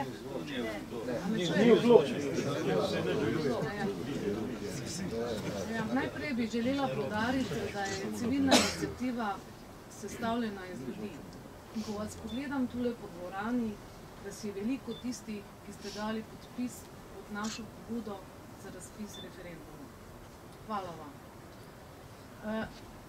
Še prej bi pa poudarila, da so krajani Stare vasi, takoj ko so prijeli dopis strani Ministrstva za notranje zadeve, v katerem je državni sekretar gospod Šefic obvestil župana o nameri vzpostavitve azilnega doma na lokaciji Samskega doma, bivšega Vegradovega Samskega doma, samoiniciativno pristopili k zbiranju podpisov. In v roku nekaj dni, mislim, da v roku 2 dneh so zbrali 500 podpisov in iztiskali letak, ki ga imam tukaj, nočemo azilnega doma v Velenju. In s tem azilnim domom so vabili občane in občanke na sejo, 17. sejo sveta, ki je javna. Ljudje so se dejansko odzvali, so prišli na sejo, seje so v dopoldanskem času, in zgodilo se je nekaj takega, ker mislim, da skoraj ni več, ko se sploh predstavljamo. Ljudi, ki so prišli pred občino, župan in njegova ekipa niso spustili v dvorano, da bi lahko spremljali sejo, ki je javna. Na seji je bil prisoten tudi gospod Šefic, ki je predstavljal to namero o vzpostavitvi azilnega doma. Opozicijski svetniki smo ostro protestirali, prav tako krajani, ki so bili prisotni na sami seji. V glasu se je tudi predsednik krajevne skupnosti, gospod Matjaž Zupanc, ki je izpostavil sklepe, s katerimi so tudi oni nasprotovali azilnemu domu v njihovi krajevni skupnosti. Kljub temu, da smo opozicija opozarjala na to, glede na to, da je bila seja v novembru, zunaj je bila, mislim, da -7 stopinj, da zunaj čakajo naši ljudje, tisti ljudje, ki bodo tudi plačali vse stroške za te migrante, da je prav, da jih spustimo vse v predverje, da bodo lahko poslušali sejo. In ta naša želja oziroma pobuda je bila zavrnjena. To vam govorim zaradi tega, ker se soočamo tule v Velenju z zelo arogantnim županom, ki ne spoštuje drugačnega mnenja in napada drugače misleče. Zaradi tega smo bili strani krajanov krajevne skupnosti Stara vas naprošeni, da smo politiki in naj bi delali dobro ljudi, da se izpostavimo in začnemo delati. Opozicija danes šteje 9 svetnikov v mestnem svetu. To smo SDS, Slovenska ljudska stranka, Nova Slovenija in 2 nepovezana poslanca. Vsi mi smo se zbrali in pričeli z postopkom zbiranja podpisov in v roku 2 dneh smo zbrali več kot 300 podpisov za razpis referenduma, na katerem bi se lahko ljudje sami odločili, ali so za ali so proti vzpostavitvi azilnega doma v naši občini. Naša pobuda je bila pravočasna, v pravilni obliki, ampak kljub temu je bila za strani župana in njegove ekipe zavrnjena. In kaj nam je preostalo drugega? To, da smo se zopet izpostavili kot fizične osebe in vložili tožbo na upravno sodišče. Upravno sodišče je naši tožbi ugodilo in vrnilo zadevo v ponovno odločanje občinski upravi. In kljub temu je občinska uprava ponovno zavrnila našo pobudo. Zato smo še enkrat podali tožbo in danes še nimamo znane sodbe. Ampak kljub temu, tem našim postopkom, tem našim aktivnostmi, so se župan in njegova ekipa pobrigali, da je prišlo 5.3. do podpisa pogodbe z novim lastnikom samskega doma. Tako da lahko rečem zdaj iz tega mesta, da azilanti prihajajo v Velenje in ne v številu 30, kot je bilo sprva rečeno, temveč v večjem številu. Kako se bodo integrirali, kako bodo tukaj živeli? Do danes ni znano, nimamo nobene strategije, nobenega programa in nihče nam ničesar ne pove. Rada bi mogoče še poudarila, da je ta odnos, ki ga doživljamo tule v Velenju, ta aroganten odnos v strani župana meji že na meje ene blaznosti, da smo mi tukaj ne samo, da smo osovraženi, temveč tudi tisti, ki se nas niti ne posluša, niti nimamo kaj za govoriti.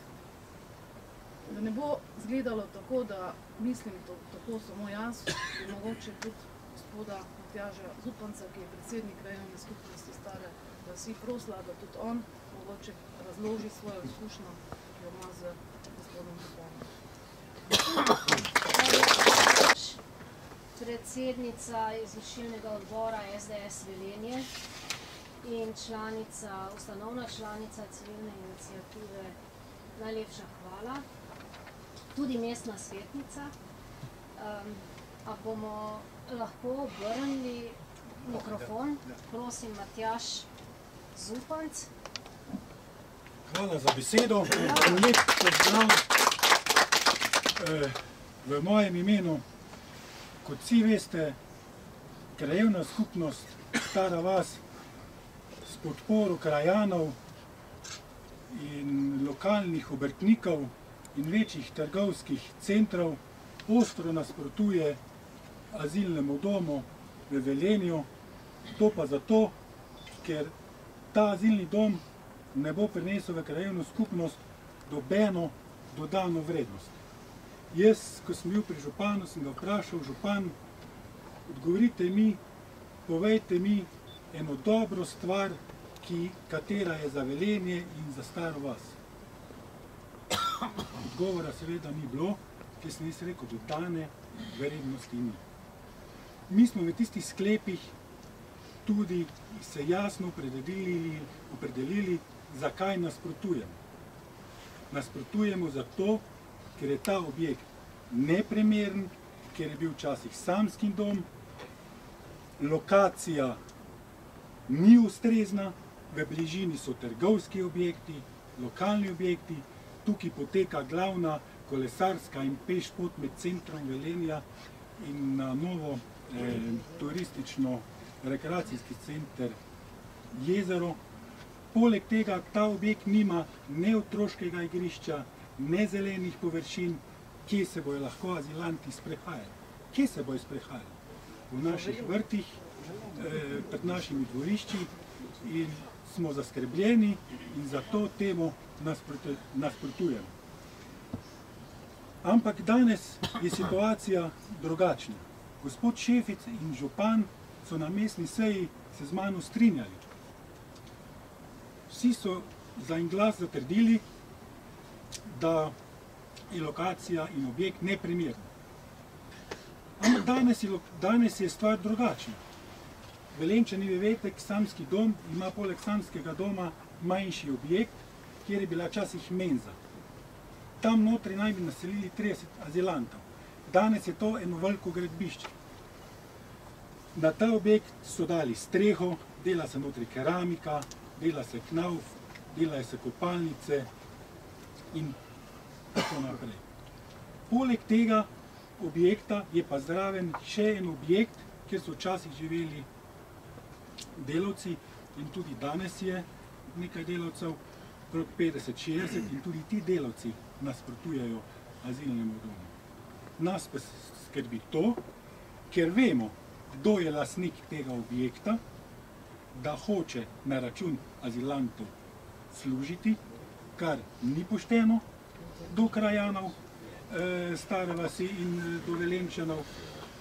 Nas pa skrbi tudi to, da se bo ta številka 30 v letu, dveh ali še prej povečala na 150, 180 ali celo tudi 200, kot ima ta objekt zmogljivosti.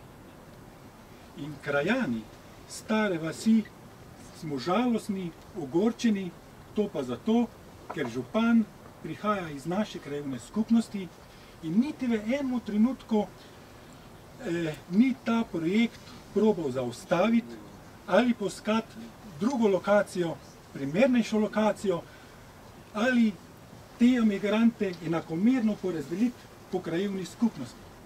Zdaj smo pa v Velenju v Črni Kozli, mi v Stari vasi, kjer edini smo izdali sklep, ki temu nasprotujemo, kakor imam podatke, ostale krajevne skupnosti se niso temu izrekle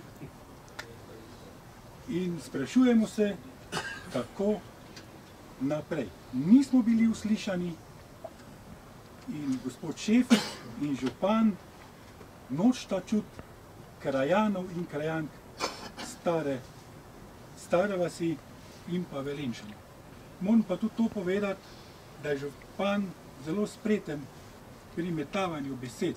In ko mu daš 2 stavka, on obrne 2-krat. Ko mu daš 4 stavke, obrne 4 stavke. In ni res, in tukaj danes poudarjam, in ni res, da svet krajevne skupnosti in krajane Stare vasi nismo pripravljeni se pogovarjati.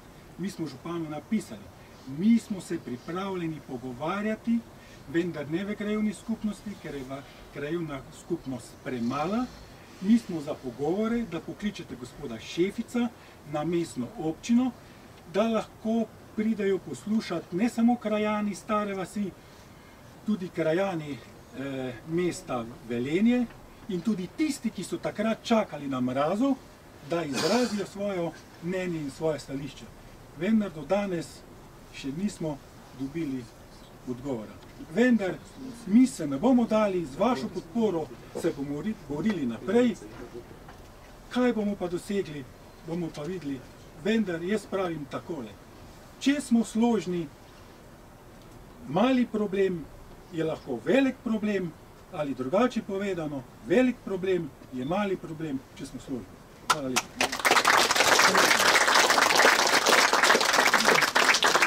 Hvala. Gospod Mihajl Letonje, prosim še za besedo. Kakšen korak bo iniciativa naredila?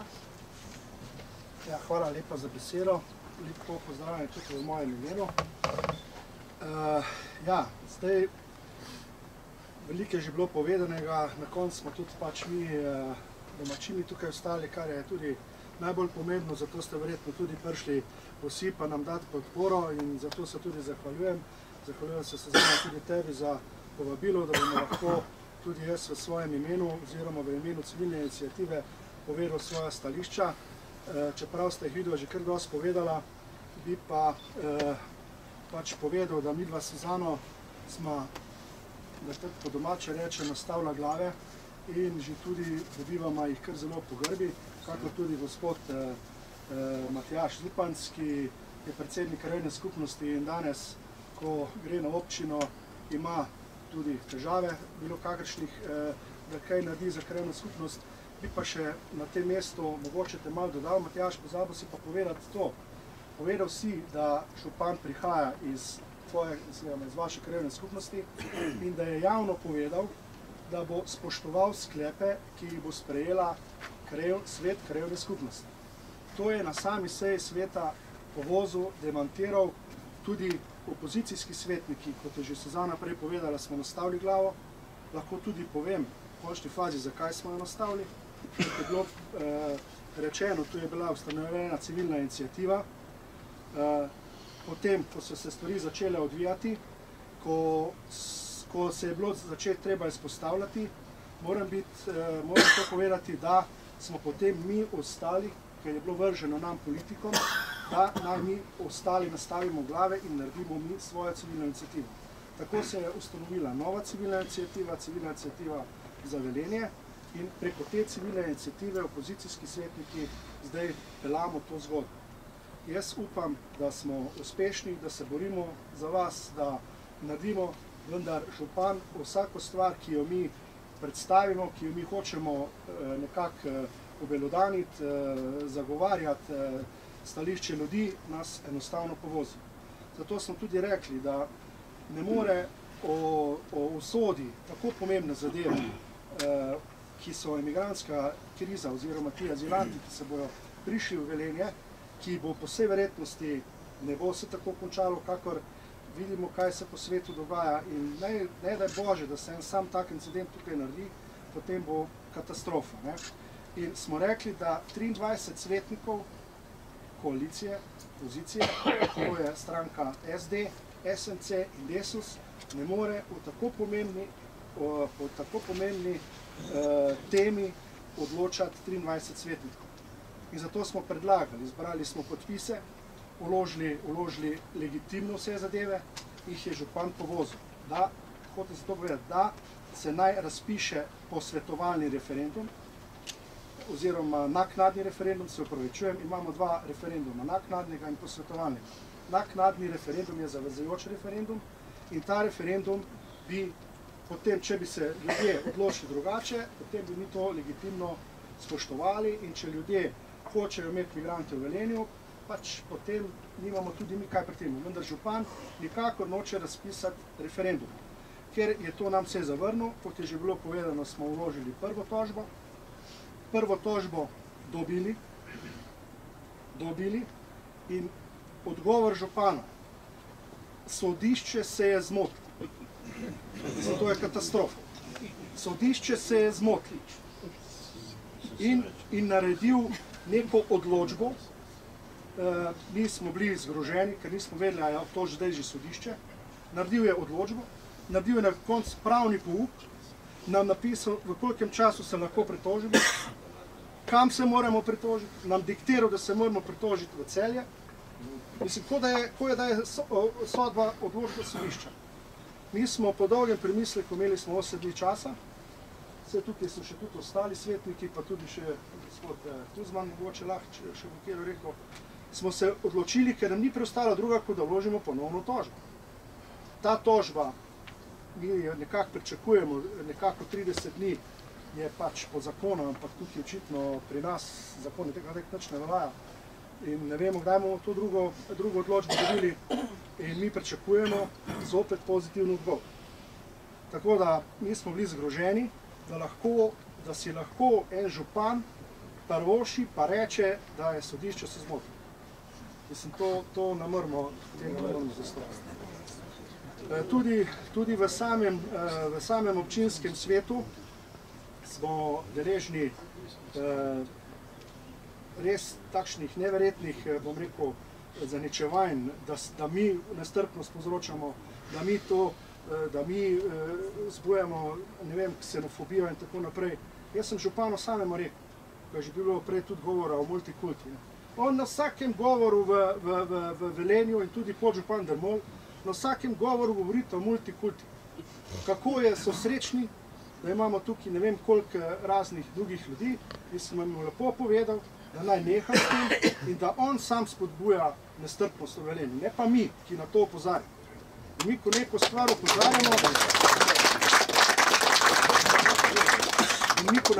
opozarjamo, kar je bilo že tudi danes rečeno, mi pač razmišljamo drugače. Kaj je za to? Zdaj smo mi pa kar za kaj? Na gange vesec, se pravičujem izrazom. Nič od nič. Skratka, v civilni iniciativi bomo naprej opozarjali, moram še tudi to povedati, da smo preko civilne iniciative tudi pridobili ogromno dokumentov.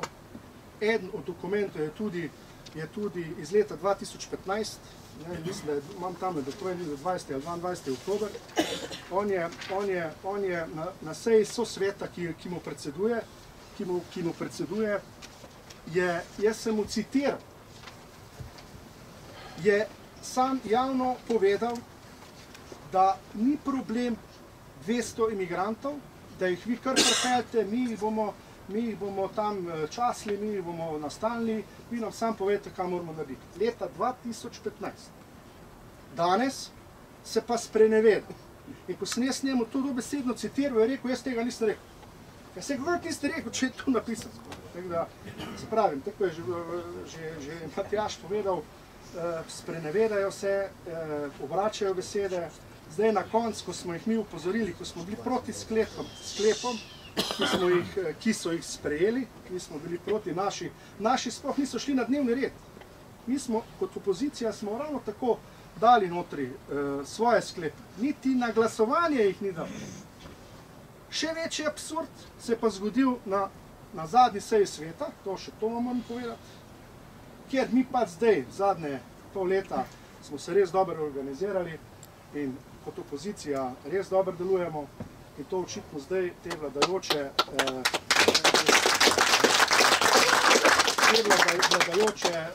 pač strukturo zelo moti, so dali spremembo poslovnika. Mi smo do sedaj lahko devali vprašanja, smo lahko imeli 10 minut govora, smo lahko postavljali vprašanje in na naslednji seji smo dobili odgovor. Ker smo postavljali v zadnjem času zelo, bom rekel, za SD, za župana in njim podobnim, zelo delikatno in konkretno vprašanja, ker imajo dvotretjinsko večino, bojo na naslednji seji, zdaj je bil pač šele samo osnutek, da nam bo omejil govor na 3 minute, da lahko postavimo samo eno vprašanje in da moramo 5 delovnih dni prej postaviti, če ima kdo kakšno pobudo. Še sobota pa nedelja vmesno, se pravi 7 dni prej bomo lahko mi dali eno vprašanje ali eno pobudo, na sami seji sveta bomo lahko postavili eno vprašanje. To je, ne vem, nimamo besed, tako da nam zaradi tega nam je zdaj začel jemati besedo in skratka, jaz tukaj še verjetno lahko govorim dolgo, skratka, civilna iniciativa se bo borila naprej, vložili smo drugo tožbo, jaz upam, da bo pozitivna, kolikor bo pozitivna, bomo vse naredili, da bi šli v referendum, da preprečimo to zadevo in kakšni bojo pa uspehi, pa ne vem, razmišljamo tudi, čisto pošteno vam bom povedal, da naredimo neko zborovanje, vendar ne vemo zdaj, ali ne bi šli. Kolikor je z vaše strani pobuda, poglejte, mi imamo Facebook, imamo tudi spletno stran, imamo mail, tako se tukaj gor postavljate vprašanje, vse, in kolikor, poglejte, je volja občank in občanov Velenja, noben problem, mislim, da bo tudi Slovenska demokratska stranka pomagala, če bo treba, in jaz mislim, da je to bo edini pritisk na župana, da nekaj naredi, pa mu napišemo tam gotov vsi, pa ne že enkrat spakiramo.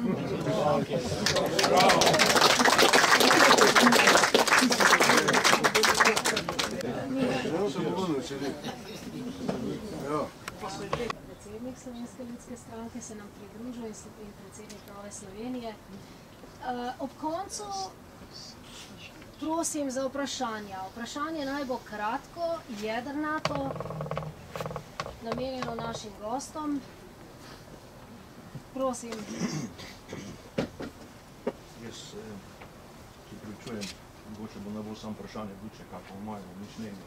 Prvo bi najprej se maksimalno čestito vsem trem našim poslancem in civilni inicijativi za ta današnji čudovit večer, kjer smo dejansko od prve roke slišali vse te stvari, ki nas starejo, ki nas ogrožajo in mogoče bi kar začel tam, ker je Branko Grims rekel, kolega, ogroža nas, soočeni smo z invazijo radikalnega islama. Jaz sem že na naši skupščini pokazal tole knjigo, ki se morate vsi prebrati. Torej, če boste to prebrali, boste razumeli, kaj pomeni radikalni islam. Sam to. Drugo, kar bi rad na kratko, 22 leta sem sekretar za obrambo v občini Velenje in takrat smo imeli 2000 beguncov.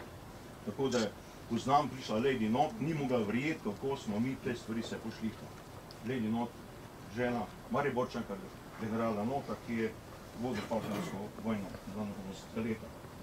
Zdaj, če grem naprej, jaz bi sam to pač rad izpostavil, da ta naš azilni dom pravzaprav je za nas velika grožnja. Jaz te zadeve tako smatram, ne gledam vse to, kar zdaj ugotavljamo, kar se dogaja na Švedskem, praktično tam migrantske tolpe ropajo, poseljujejo in tako naprej, sploh več ne morejo, ko rekel, vladujejo določenih centrov in tako naprej. Jaz sem letos bil spet čez celo Evropo, v Angliji, skauti in tako naprej. 82 leta sem prvič bil v Angliji, 8krat sem bil tam, letos sem bil zgrožen. Vprašanje, prosim, vprašanje. Hočem samo to povedati, musliman vodi, je župan Londona, največjega mesta in tako naprej. Skratka, zadeva je to, kot je rekel gospod Bruns, zahodni del praktično je že muslimanski. Vprašanje imam pa sledeče. In sicer zanima me, predvsem v Sloveniji imamo tudi tako zvane sunitske vahabite. Ti so velika grožnja in so tudi najbolj radikalni.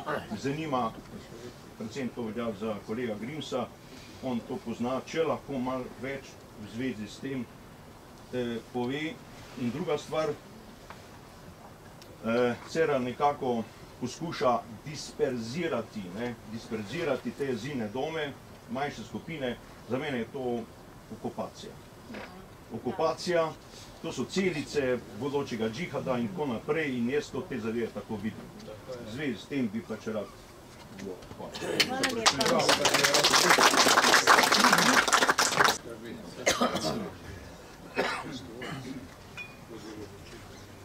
Da ne bom izdal kakšnih spet silnih skrivnosti. povem nekaj preprostih številk, ki sem jih že na tiskovnih konferencah, se pravi, samo ponovim te stvari. Še pred nekaj leti je v Sloveniji veljalo, da je po oceni služb samo nekaj posameznikov, okoli 10, ki lahko pomenijo dejansko grožnjo za javni red in mir in varnost ljudi. Radikalni islam je sicer bil prisoten, ampak v zelo, zelo majhnem številu, pojavil pa se je prvič po vojnah na Balkanu.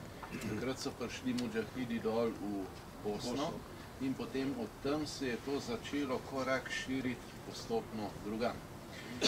Radikalni islam ne pomeni samo tiste, ki pridejo ilegalno. Mnogi so skozi leta prišli legalno, ampak ti islamisti potem radikalizirajo vse druge, ker pritiskajo na nje, zdaj morate pa ženske nositi burko, desci morate tako, desci morate tako, če ne so pa posledice. In potem postopno vsi tulijo v isti rok. In na koncu zakon pravi, da akcija rodi reakcijo. In ko se enkrat začne islam agresivno obnašati navzven, to je ta radikalni islam, seveda nastanejo tudi v družbi kontra pač učinki. In takrat vsa levica skače, alej, teh desni skrajneži in podobno. Čeprav je dejansko za vsaka to vrstno reakcijo kriva spet levica, ker je ona pripeljala te, ki so to povzročali, samo okolovinka. Je treba pač razumeti, kaj je temeljni vzrok. S tem, da bo pa absurd popoln, vsa Evropa, tako kot, ne vem, bi rekel, Indijanci okoli tabornega ognja preganja desni ekstremizem. Zdaj mi pa povejte, v zadnjih 2 letih, kje so bila kakšna silna dejanja desnega ekstremizma, po zadnjem letu dni? Jaz pa povem, da bi kje v Evropi bila. To je najbolj zanimivo. Ampak levičarski ekstremizem, pa gospe in gospodje, Antifa, Antifa je razbila cel Berlin v sodelovanju z ilegalnimi imigranti. Antifa je razbila Hanover pa Hamburg in okupirala cele predele mesta, da policija kaj not ni upala. Levičarski skrajneži. A ste o tem kaj brali? A ste o tem kaj slišali na naši televiziji? Antifa razbija po Parizu skupaj z migranti. Levičarski skrajneži pa ogrožajo. In mimogrede v Sloveniji ste tudi že videli, na eni strani tiste silne desne skrajneže, beri stare gospe, ki so držale slovensko zastavo in brale zdravico, in na drugi strani tipe zakrinkane s palcem v roki, za katerim je stegoval sredin s kakšen poslanci iz levice, še malo za njim so pa stale Kučan, pa Tanja Fajon, bodoča zvezda Levice, in tako dalje, in tako dalje. In zakaj mislite, da je bila zadnjič taka panika, ko sem samo vprašal, koga kaj v Sloveniji ali posredno preko tujine je financiral Soros. Ofan tega je bil problem in verjemite, bo še problem.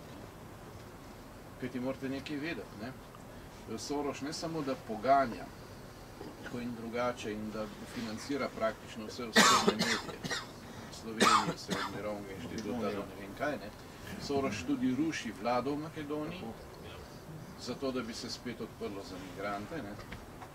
In po drugi strani je vprašanje, kam se pridemo, ko pogledamo, kdo je vse na tem plačilnem seznamu. In se bo pa videl, kdo je kdo, in na čigavi strani je špekulativni kapital. In kdo je tisti, ki dejansko ogroža Evropo. Ti ljudje, ki sem prihajajo, so spodbujeni z obljubami, s vabili in tako naprej, s propagando.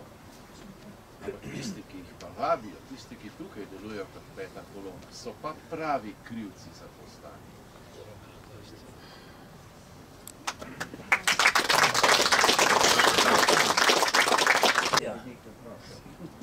Dovolite, jaz sem krajan Stare vasi in sprašujem, ali je možno, da naša krajevna skupnost da pobudo, da se odpokliče tudi naš župan.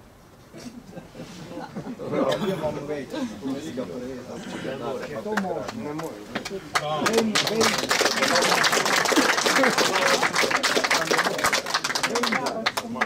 Veste, azilni dom, kako se to dosti govori pri nas v poredni skupnosti, da je lastnik Zoran Janković.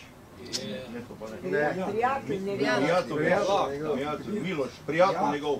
Prijatelj, drugače pa vzadi Zoran Janković. Tako. In jaz bi rekel tole, da bi nič ne bi kaj drugega rekel, ker naš župan pa Zoran Janković sta obedlo migranta. Hvala lepa. Bravo.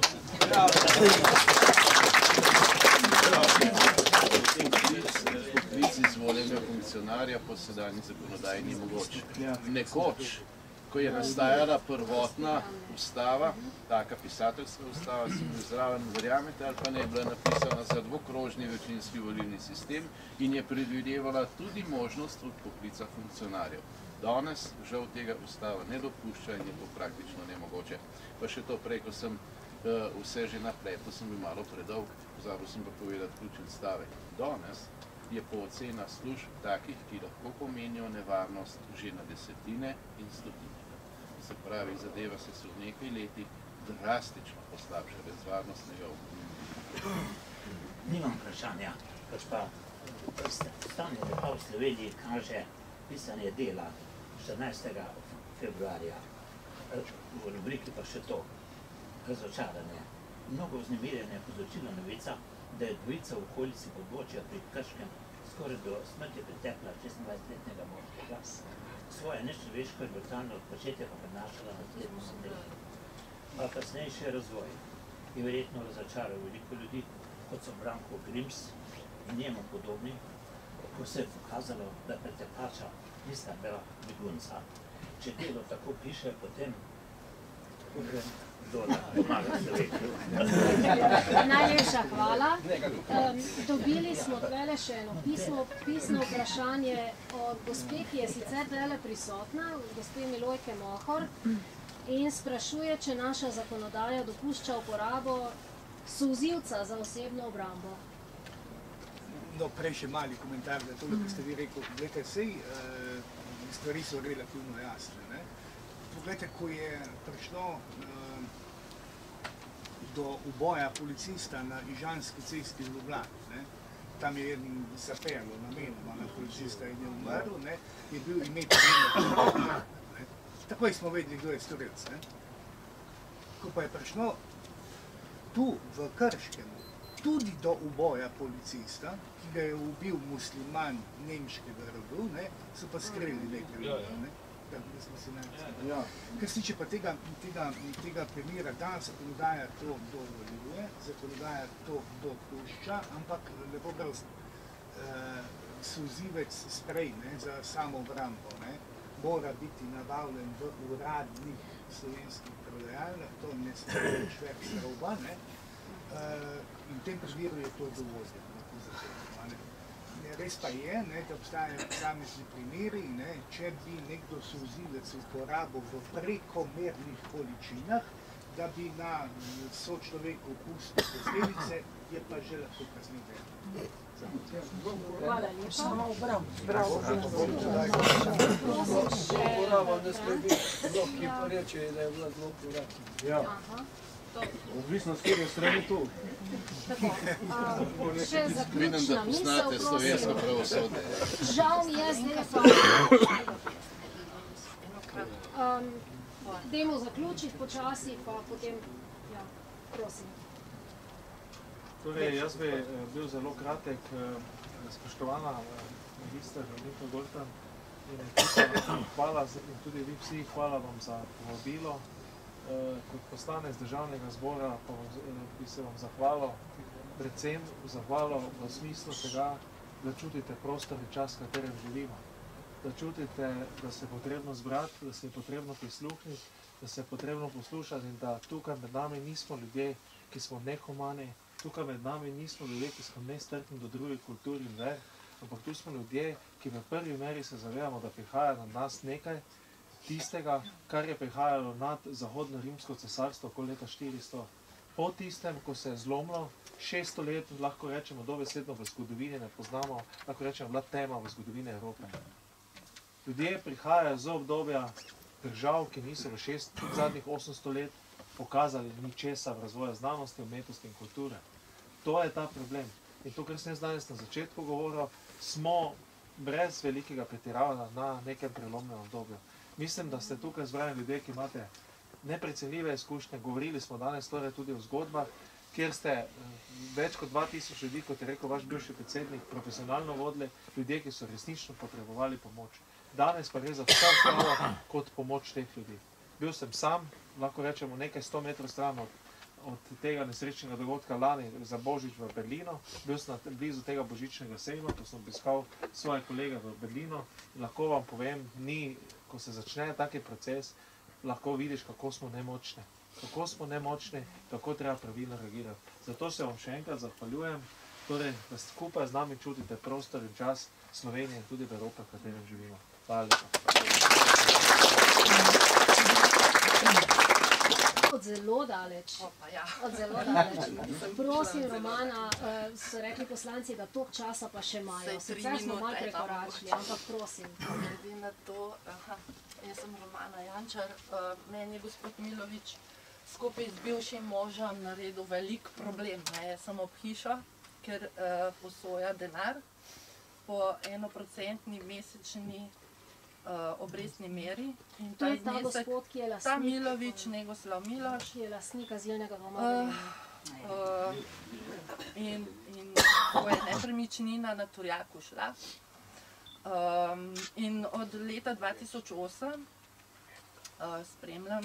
ga spremljam intenzivno, še zaradi tega, ker je on direktor varnostne službe, bil podjetja v Adria Ankaran in ker je na nepojasnen način, kljub temu, da sem z možem živela dolga leta z bivšim možem, še zdaj ni do konca pojasneno, zakaj je do tega prišlo. Kriva naj bi bila jaz, ker mu nisem zrihtala za obrt kredita. In se je mogel on za avtoprevozništvo posoditi 60.000. Nikoli videla. Teh 60.000, prvič je bilo to 2008, ki jih je vrnil, 2010 jih pa ni mogel vrniti, ker se je zapil, zabredel v dolgove in skratka. Ampak hočem pa to povedati, glede na to, da ste vi omenili Jankovića, mi smo pa sosedje na ulici Miru 2 v Ljubljani. Sem bila jaz v SDS vedno malo tako čuden gledana po moje, ker so mislili, da sem jaz kaj z njimi v dobrih odnosih. Ko se je to reševalo pri odvetniku Mihevcu in skozi notarsko pisarno notarja Mira Košaka, sta bila dva dogodka zanimiva, oziroma trije. Prvič se je pri odvetniku Mihevcu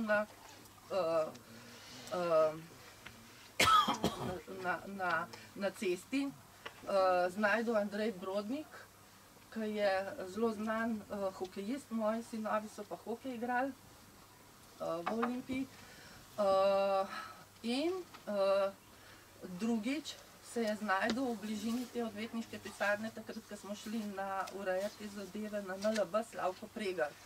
Romana, a te lahko jaz prosim prekinem? Samo to bom povedala še. Je pa podpredsednik Foruma 21 in s tem sem govorila gospodu. Se pravi, Leproš financira preko fundacij Forum 21 in Forum 21 kupuje nepremičnino preko Milovića. Najlepša hvala.